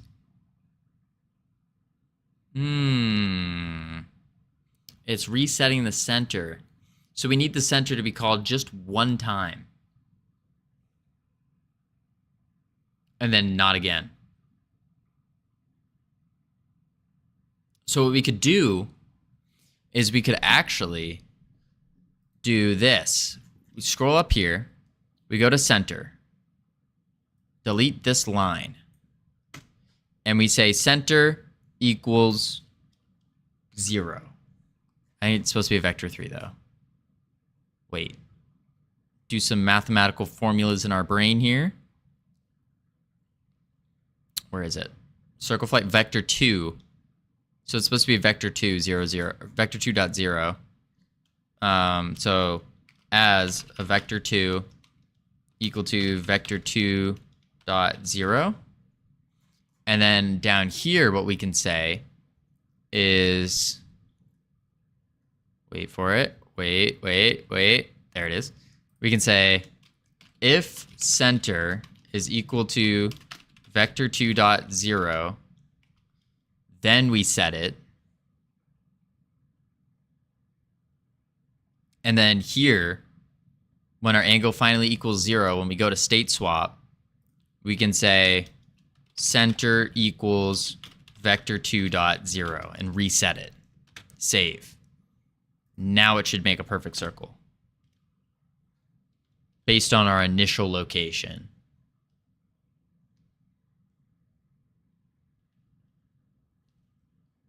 So he's going to spawn. We're going to move. Yeah. Although, nope, it filled in. All right. That's a perfect circle. Let's run over here. Here he comes. Run. Perfect circle. Okay. That's how you do it. That is how you do it. We got the Ring of Fire. So now what we need to do is we need to, well, one, we need to make sure that it only does it in its area. So we can't let the boss leave the area, basically. Yeah, because that's another perfect circle, right? Yep. All right, so let's go like this. We go back to the demon boss, scroll all the way up to the radius, make the radius back to 50. We want a big circle. And now we need to plan out, okay, the boss currently, once it starts getting into its loop, it's going to keep on attacking, and it's not going to stop. That's no bueno. No bueno. So what we need to do is, ooh.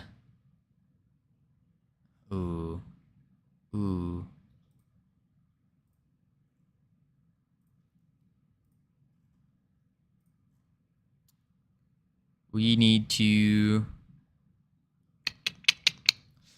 grab the spawn radius, maybe the spawn point, use that kind of like we did with our wander area, is we set it there so it can't leave the area. I think that would work. I hope that would work. Would that work? I think so.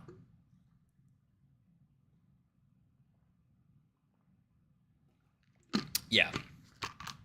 Yeah, that should work. All right, so we'll go to the spawn point. Not this spawn point, actually. Not this spawn point. Demon boss. Let's first tell the boss.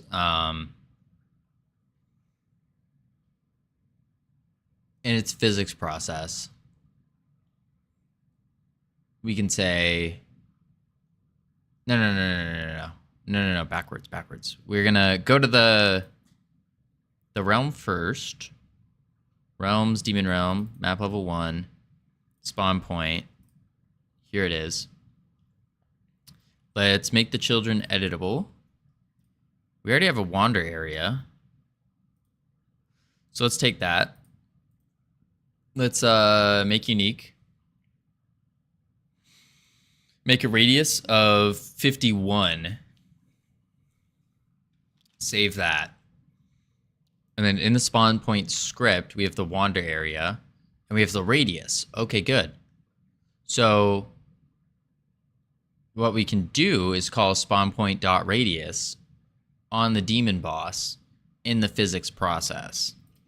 And we can say if global position dot distance squared no. Distance to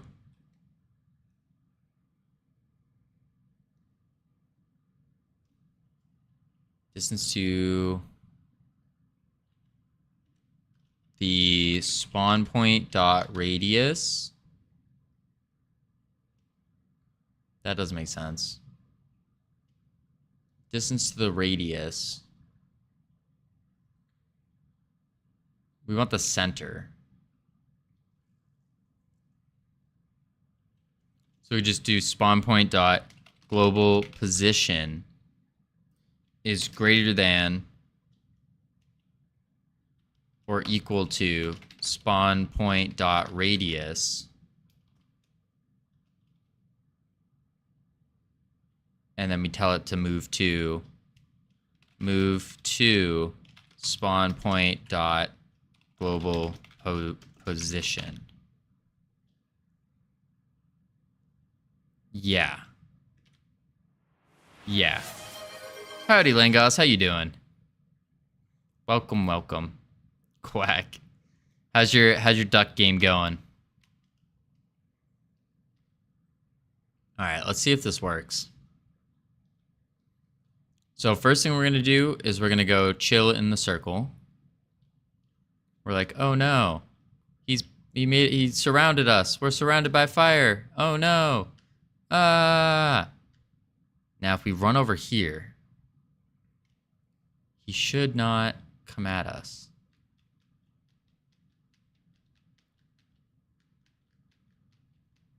he came at us. Nuts. I did some small bug fixes, then broke the game instead of fixing it. Thus is the life. I get that. Huh,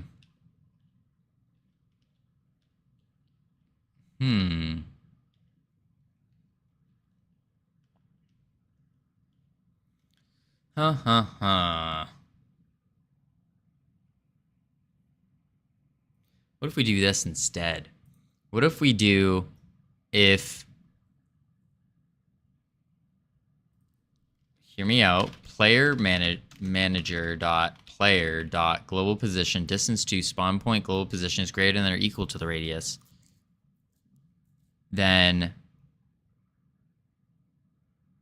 move to...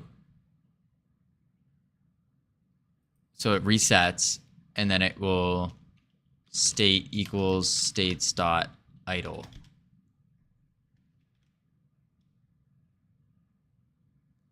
This might be a little backwards, but I think this is the play. I think. Ow.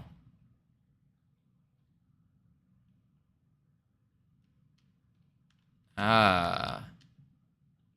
You broke. So isn't idle. We re-enter.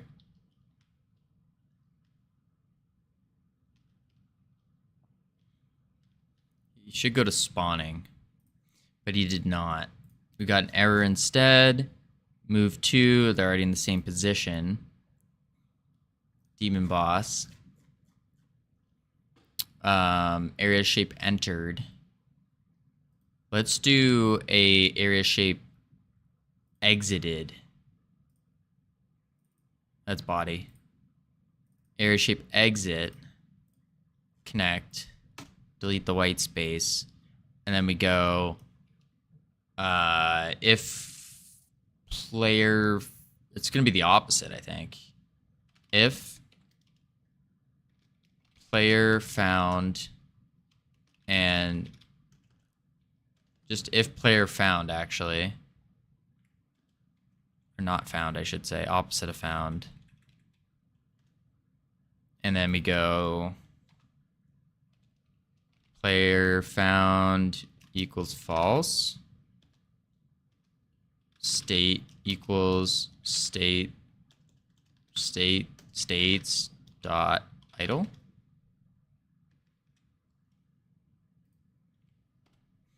Let's try that. Oh, there's 14 errors already. That's not good. Boom.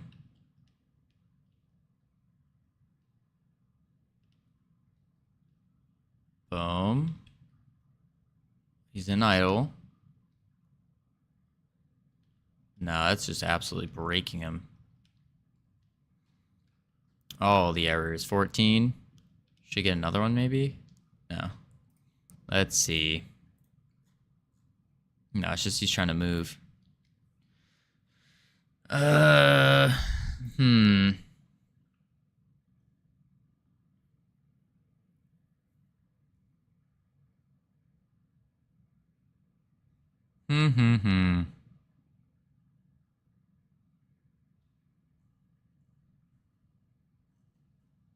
Basically, what we want to do is we want, when the player leaves the area, we want the boss to reset.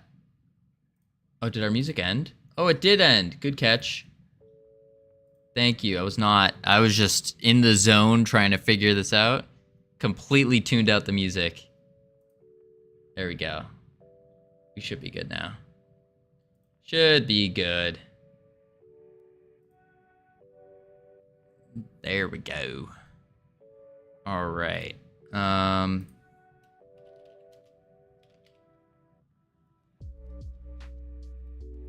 Do that. And then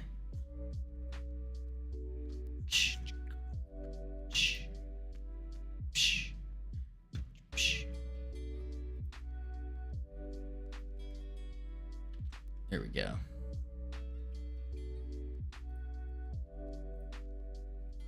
Also, folks, I completely... There we go. Completely forgot to mention, we have a someone special who joined chat. We got shout out to Nurkmind. For those of you who don't know, King of the Sewers, him and Woots submitted their Jern Jam entry. Nurk was here. Oh, another special guest. Howdy, Foolbox. I gotta wait now, but Nurk is Nurk and Woots worked on their Jern Jam submission called Giddy Protocol. We played it a little bit a couple nights ago. Ton of fun. Highly recommend clicking that that itch link over there, trying it out. There is no malware on it. Don't worry. It's all good. But ton of fun. Highly recommend it. Once you play it, make sure to leave a comment on the submission as well. Leave a comment on it. It's a ton of fun. There's a box? Where? Here it is here. Leave a comment. Try it out. Ton of fun. It was great. I think the record, if you want to be like a pro at this game, you need to complete the first set, like the first run set, excuse me, in sub 3 minutes. Ton of fun. For those of you who've played Overwatch before, it's very similar to Hanzo in terms of like the bow and the little dash movement. Really good. Really satisfying. The voice lines, perfect. They're great. Absolutely great. Ugh. Sorry, I was just deep in the zone here, working on our Ring of Fire. Our Ring of Fire. We go here.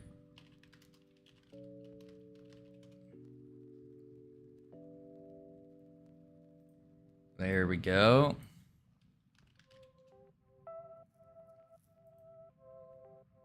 Is this what I'm looking for?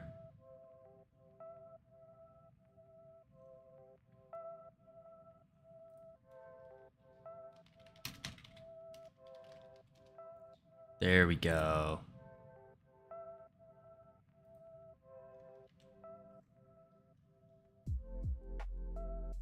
There we go.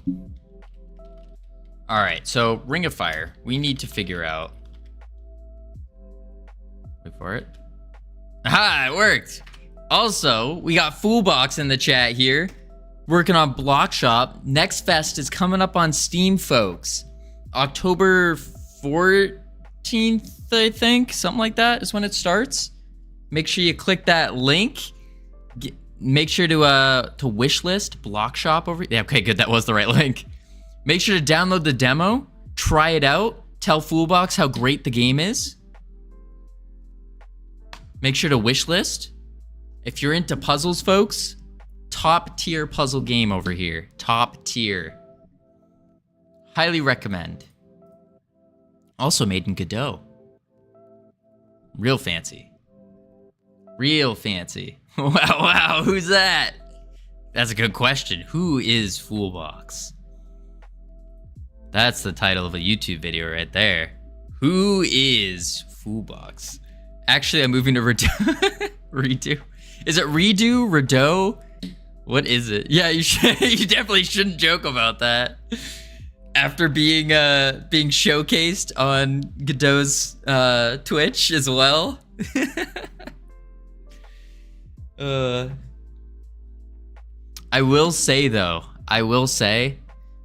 something that they do have going for them is it does look kind of cool seeing the Godot engine icon with the like the armor on it. They do that and they like put a helmet over it or something. I don't even know what it looks like. It does look pretty cool though with the armor, I will say. I think Godot needs to come out with an armored version of their helmet, like their Godot icon. Just as a little meme. Just put an armored version. Don't make it red. Make it like a blue or something.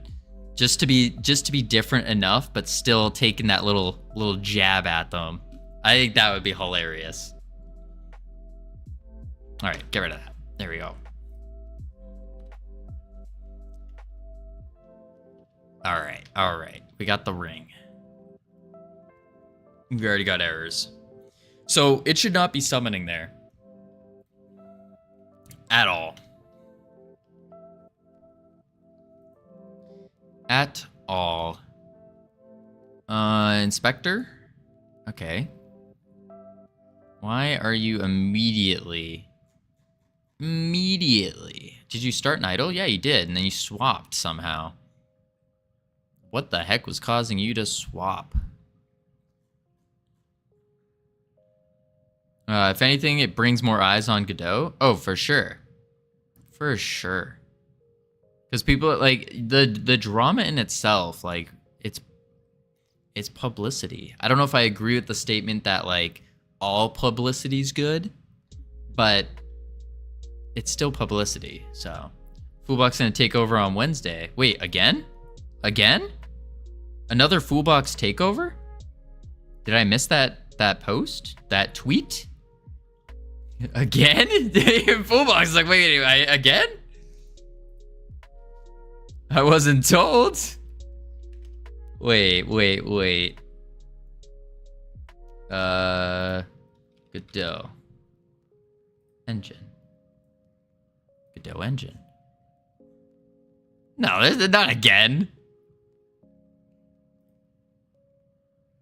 I just need to check the funding to see what the reaction really is. Yeah, I have no clue what their funding looks like in Godot. Yeah. Oh, is it? It's in Foolbox's schedule. Ah. Let's expose them real quick. A quick little exposure. That's not the right word. Schedule. Bug fixing and things like that. So It's not there. Langos, you trolling. we're getting there. What is this? It's like there's an end in sight. There's no way Godot gets more funding? Yeah, I don't think so either. There's no way. Because in order for them to even come close to succeeding in any way, they have to take all of the, at least 50%, probably more, like 60% of the people working on Godot. And it's like, oh, it's in their official. Oh. Remove that.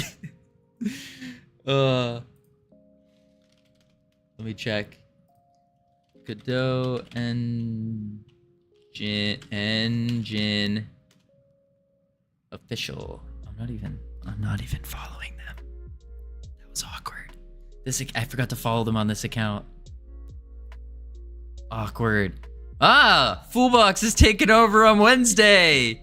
Let's go. Look at the lineup. Beautiful lineup. We got Jotson, Two Nerdy Nerds, Foolbox, Exodrifter, and JD Does Dev. Woo! Talk about a good lineup. Man, oh man.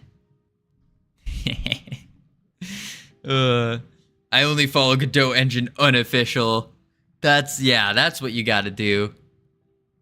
Godot plush raid. There's clips. Is there clips? I am Godot. Oh, solid.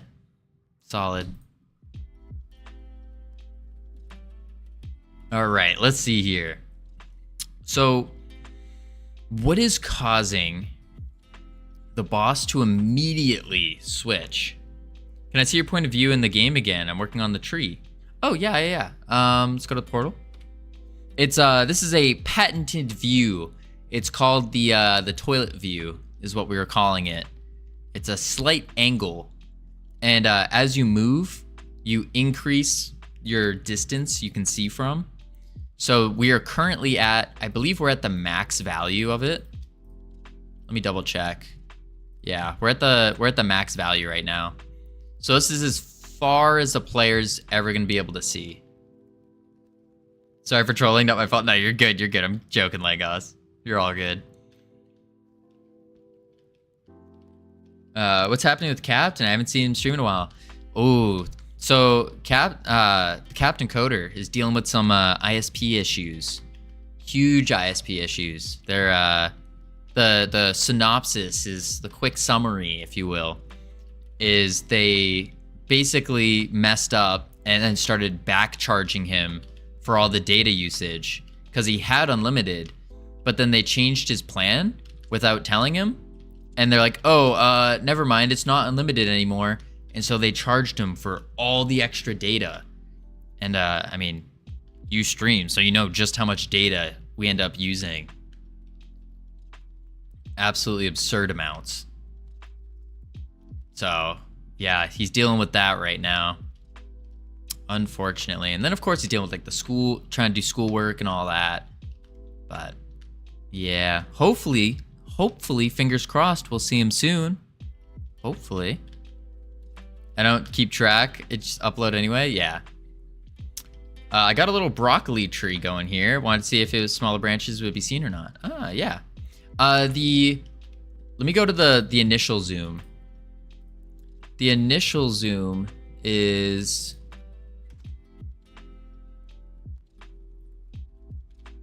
I think that's right. Yeah, this is the initial when you first start the game. Oh wait, no, that's not right. That should not be 0 like that.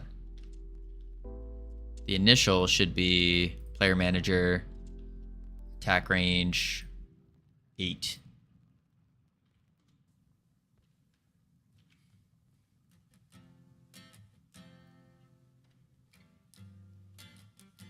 There we, oh, that's not even right. What is going on here?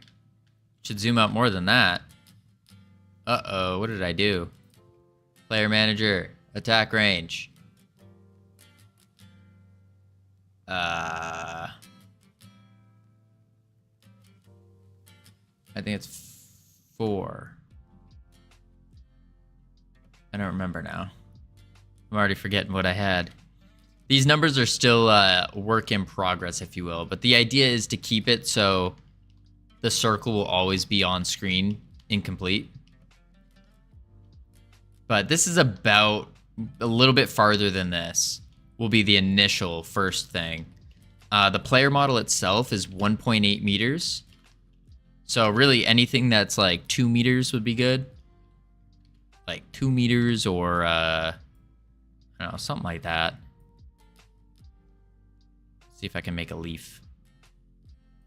That's my leaf. Wait, I can make a better leaf. There we go. Ta-da! Yeah. But we can also mess with the scaling and stuff, especially if you send the blend file. We should be able to mess with scaling if we end up changing the sizes. Boom. There we go. Beautiful. And this will be like basically the max here.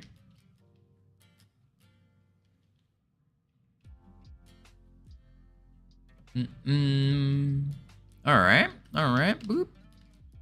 I just realized something. After this demon boss, we still got to he went from idle to summoning to idle. He's swapping when he shouldn't.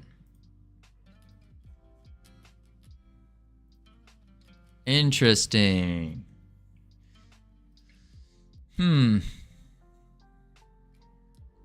Idle. State swap. Idle. He should just chill.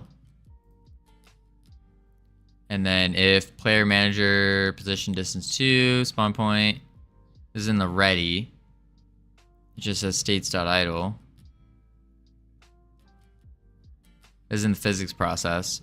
Oh, so he's going to be constantly switching to idle.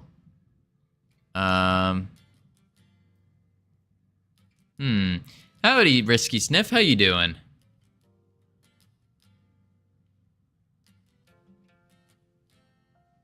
Player manager, global position, distance 2. I don't know. Good night. Good night, Langos. Thank you for stopping by. Posted the current tree to art. Oh, sweet. Doing all right. Just trying to finish up my self-imposed 2-day build challenge. Ooh, we like self-imposed challenges. Those are always good. Woo! Look at that tree.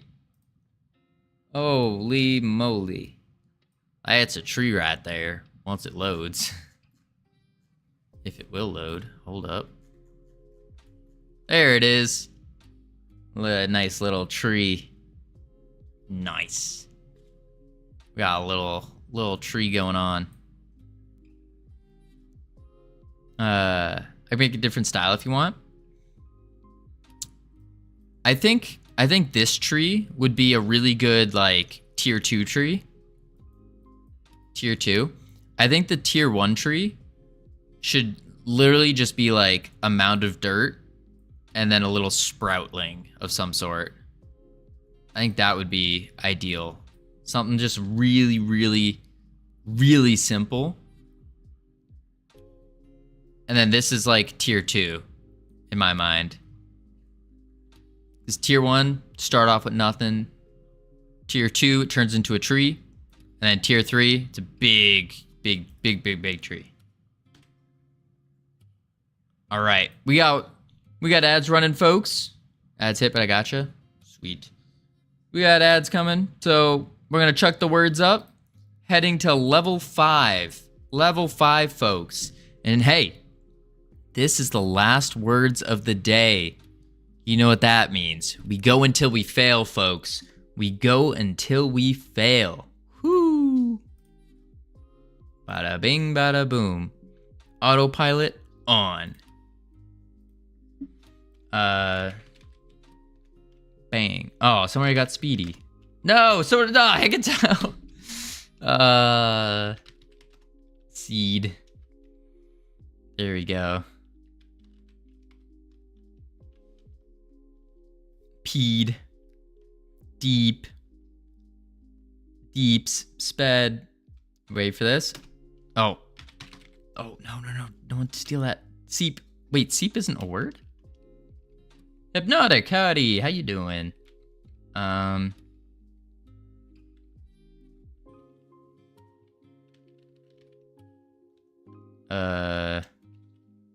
Peas. Eyes. Deeps.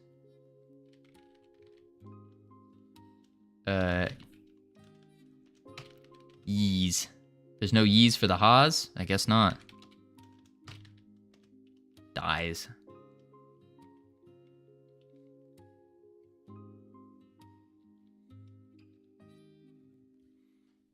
Why is that not allowed? Depths.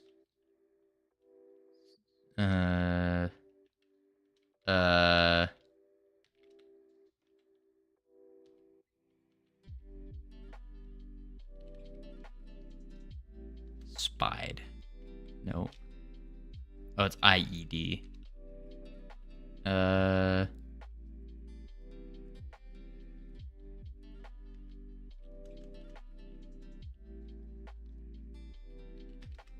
Eads. Alright, not bad. Heading to level 7. Not bad. I think it's 7 is the one where we start getting the hidden letter.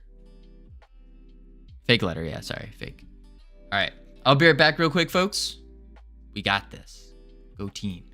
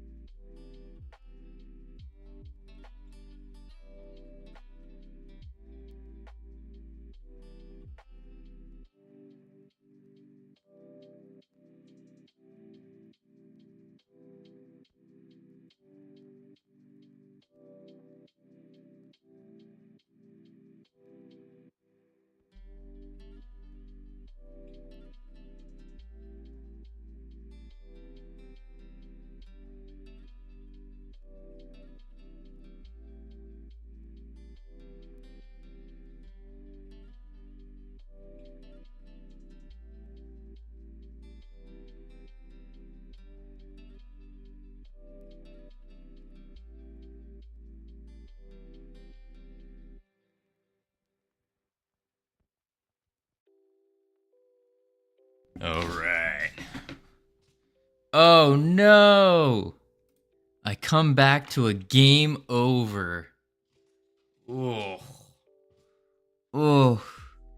It was a good attempt, folks. A good attempt. Better luck next time. Alright.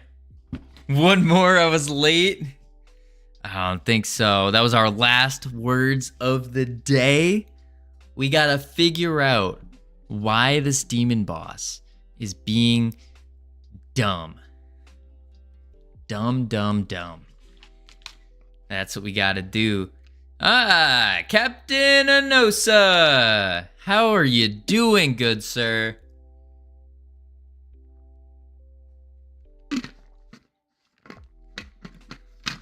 Whoa, wait, there we go.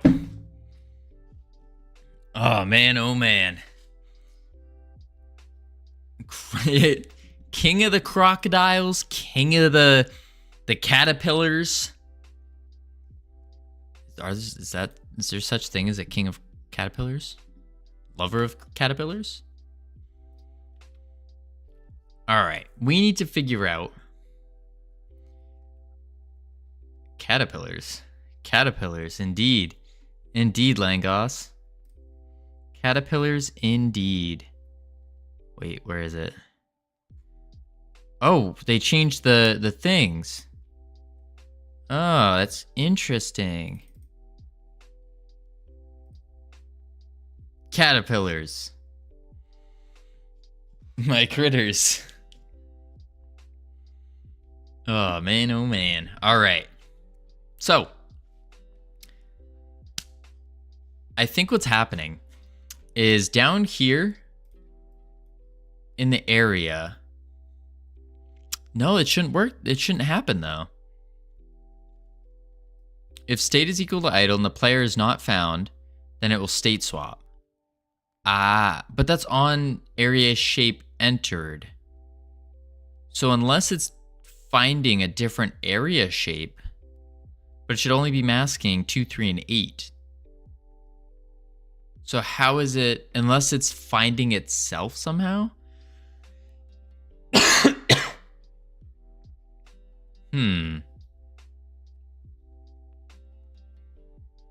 That doesn't make sense.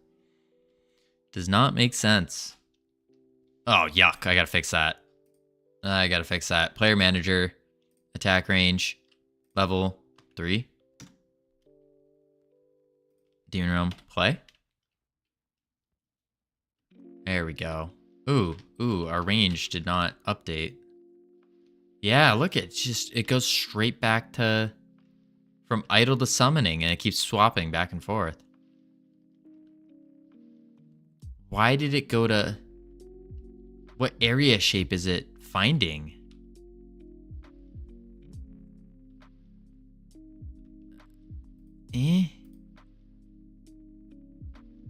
That doesn't make sense. What's the problem? I just arrived. The demon boss is not staying in the idle state. It immediately swaps to summoning and then goes summoning idle, and breaks. Can you print the name of the areas I can find? Yes, most certainly. Should I be dumb and try unbreaking duck on phone? Well, how is that dumb, Langos? I think that's smart. Yeah, unbreak it for sure. All right, let's print the areas as well. Print the name of the area it finds. So let's go down here and we will do print area.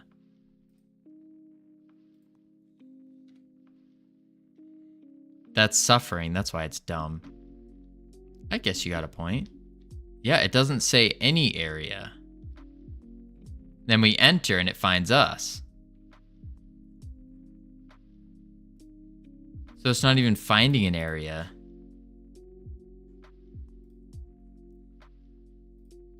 It's just swapping. Do we have in our ready, did we just not... I know when we were testing, we chucked something in the ready. No. Just animation tree. Maybe this is it? If player manager, global position, distance 2. Let's do this. We can do if player found and player manager. Yeah, that was it. That was it. Because it was running. It was like, oh, the player's too far away, so I'm just going to swap. And then when it swapped, it tried to swap to summoning. Okay, it's in idle. Beautiful, looks good. We enter. I don't know why he did a flip-de-doo, but all right, that works. There's the Ring of Fire. He's running back. We're like, oh no, what are we going to do? Oh, there's an open space. I'll run over here. And he's going me smash. He goes roar. Summon. Another ring. All right. And then he lands. Bop. Goes for his smashes. Boom. The smashes are a little off. But we can deal with that. There he goes. Summons. Rings. Okay. Now we need these rings to disappear. And wait, what happens if I run away now? He should be an idle. Smashing should be in the center of the Ring of Fire? Yeah, probably. Probably. Okay, he's an idle. And what happens if we enter again? Nothing. So when he idles, he needs to reset as well. Because right now he's not resetted. Not reset.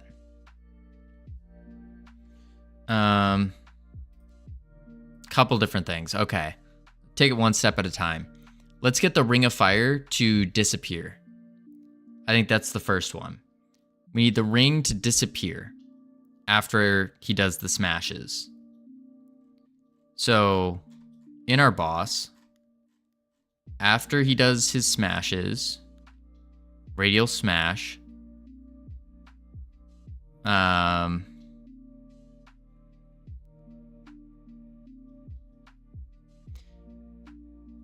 smash area Q free, and he state swaps. Maybe that's it from this radial smash.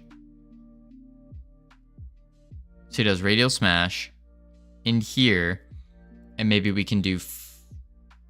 Oh, that wouldn't work.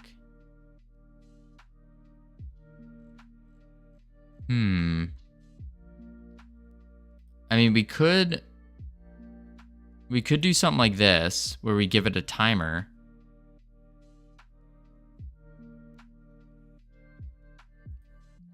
And then... Ooh, that's an idea. Okay. We give it the timer, right? And fire timer will not be an auto start. Because on our demon boss, when we breathe fire here, we set the duration to... Let's set it to 10 seconds for now. And then fire timer dot start. Play. And so it should start a timer for all the fire. We're going to head over. He's going to summon, or he's going to smash for some reason. Ooh. Start on base nil. Is it not called fire timer? Fire timer.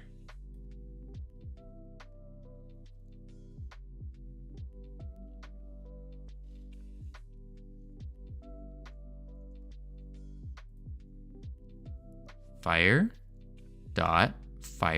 timer dot start. Maybe we have to add the child before and then start it.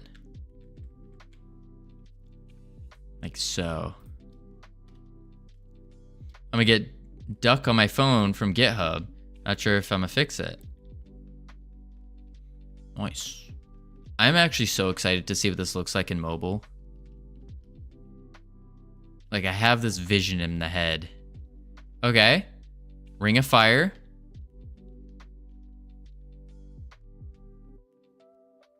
Okay. There it goes and disappears. But, all right, so we have to give it another like 8 seconds on the duration. So we'll actually just do 20.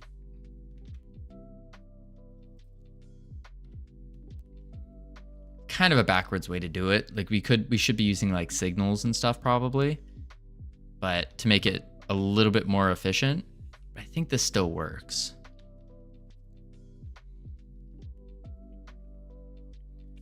Ring of Fire.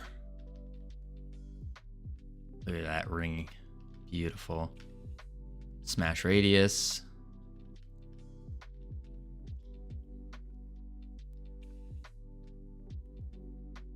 And fire ring should be gone. It did not go away in time. All right, so we need to reduce the timing to 16 seconds. Play. Because we want the fire to go away when he summons again. Just to give you a small, short window to run away. We're also going to have to make the map a little bit bigger for this guy, I think. All right, so there he is. He's going. He flies. He lands. He does a smash.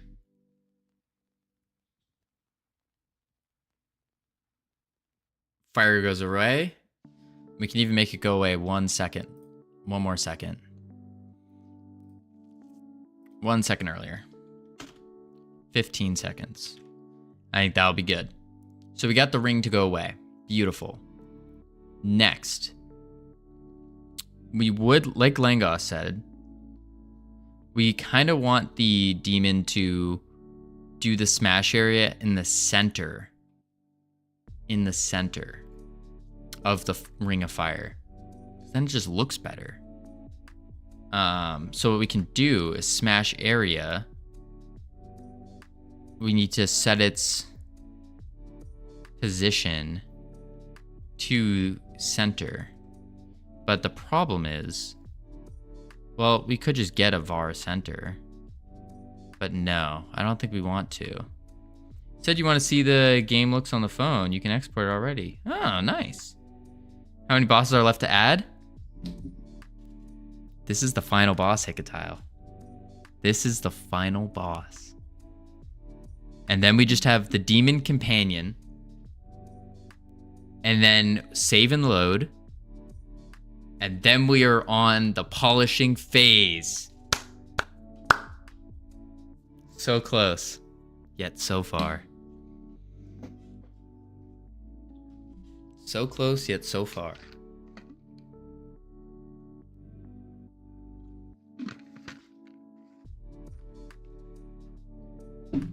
Man, oh man.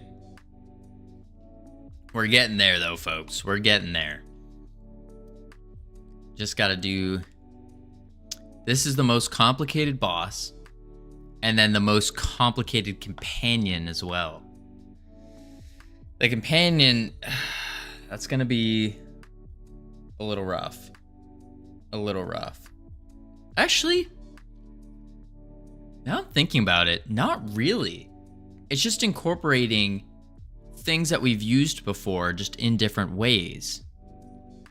You're too fast, or am I too slow? Wait, what do you mean by that? What do you mean, Langos? When did you start working on your duck game?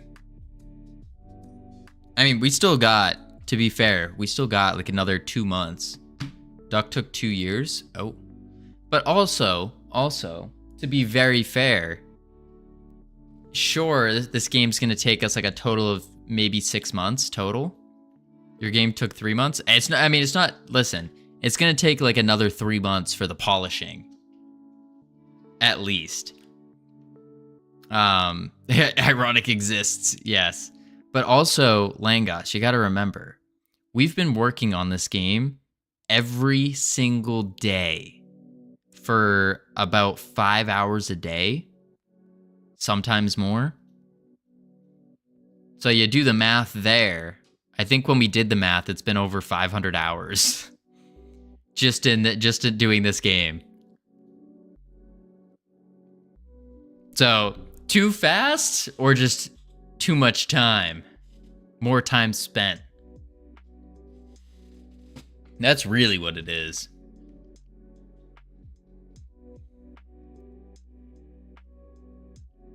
Too much time. Yeah. Exactly. All right. So we can do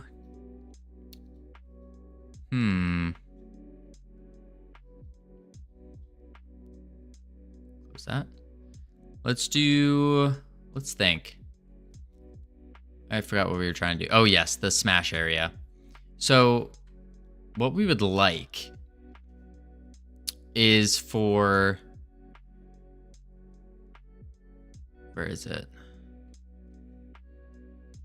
Radial smash. Breathe fire. Where's fly to center? Here. Center. I think what we're going to do here is we're also going to do another variable called center point. Var center point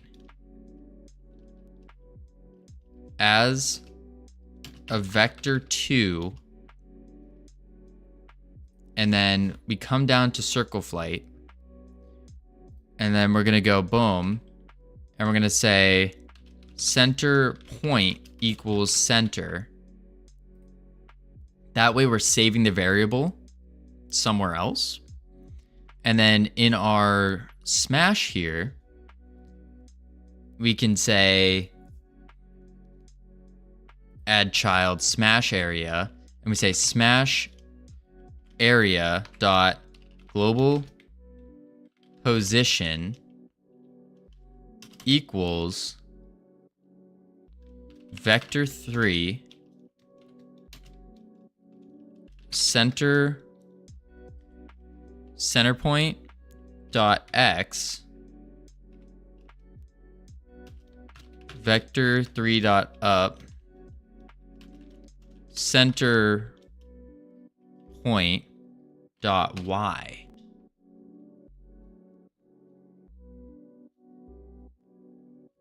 Dot z, but it doesn't have a z. Dot y.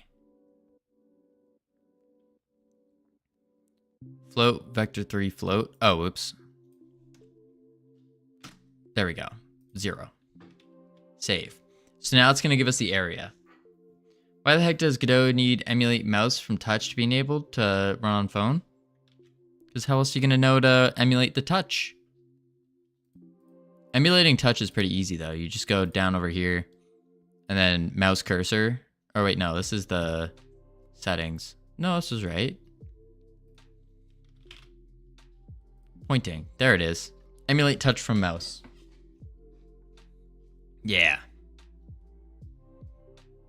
We got that on for this game too.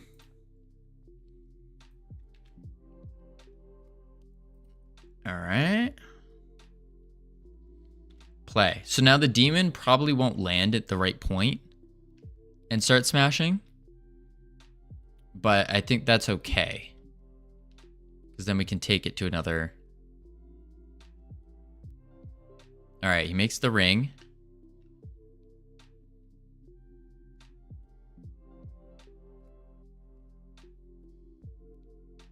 Yep, there it goes.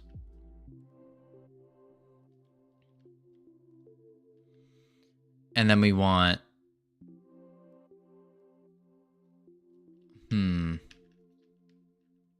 We don't want it to land on the player, though. That's the problem. Why is he moving so slow? What is going on? Look at him. He can't even make it in time. What's going on, buddy? What's going on?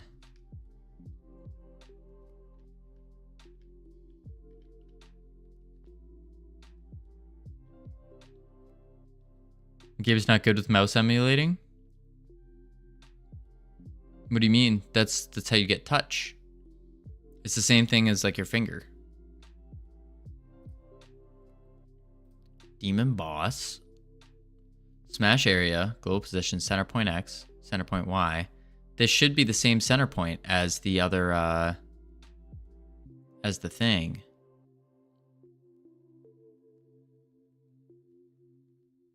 And then on returning,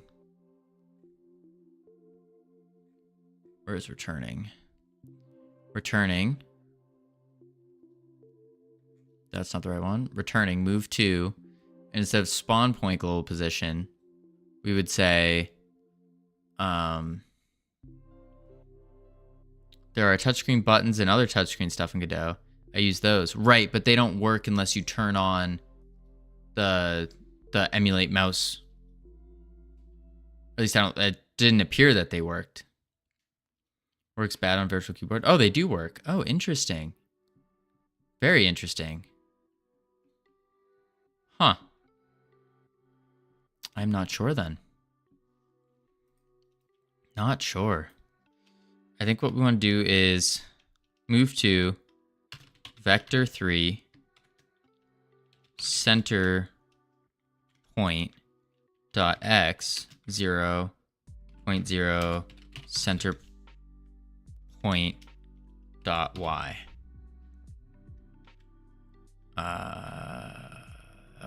Probably 1 actually. But when I use the virtual keyboard in my game, then it gets clicked twice. Huh. That's very strange. Okay, there he goes. Makes our ring.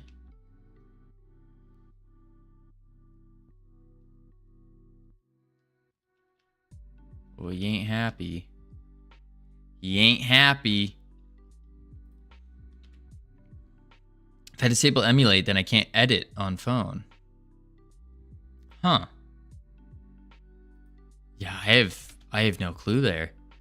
I remember there was something when I was doing the buttons where we ended up changing it around so that we didn't have to deal with that. I don't remember what it was. Yeah, I don't remember. Ah,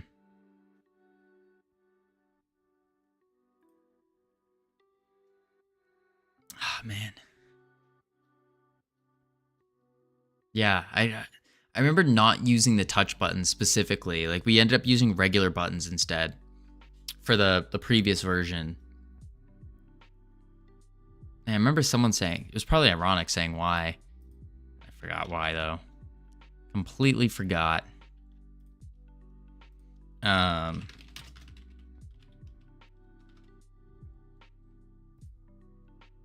Okay. Folks. This is what we're gonna do. We're gonna call it here, where the boss is freaking out. We're gonna try to hit it tomorrow, try to get it to work. But listen. Be on the lookout, because I need to add in a sign up almost, so we can keep track of how many people are gonna join or are joining. But we got a Halloween costume contest going on, judged on presentation, creativity, in relation to the theme. What is the theme? Software and game development. Kind of set up like a game jam. Who are the judges, though? The judges, of course, myself, the entire team, so you guys watching, and then we got some very special guest judges coming in. Some special guest judges. The prize for first place, $100 US. I'm totally not a judge, just making that clear. $100 US. And then for every 10 submissions we get, we're gonna add a second place, a third, a fourth, all the way up until 5th place. And then 50% of all bits and subs are going towards the prize pool during the month of October. Going towards the prize pool to make it even better. We're gonna be judging it on October 31st, Halloween, timestamp in the Discord. So be on the lookout for that. But what we're gonna do here, folks, is we're gonna raid a member of the team. We're gonna raid out to Temptic. Go see what Temptic's up to. Temptic's working on something in Godot using C#. So make sure, guys, folks, when we raid in, I want everybody to say spin. All right? Just yell at Temptic to spin. All right? Spin. Nope, you were close. Close. You messed up a little bit. No, we don't want to be saying that. Yes, spin. Because Temptic loves spinning. So we just gotta tell Temptic to spin. All right, folks, I will see you all later tonight, where we will be gaming, game dev gaming. Until then, if I don't see you tonight, I'll see you tomorrow. Have a fantastic one, folks. Adios.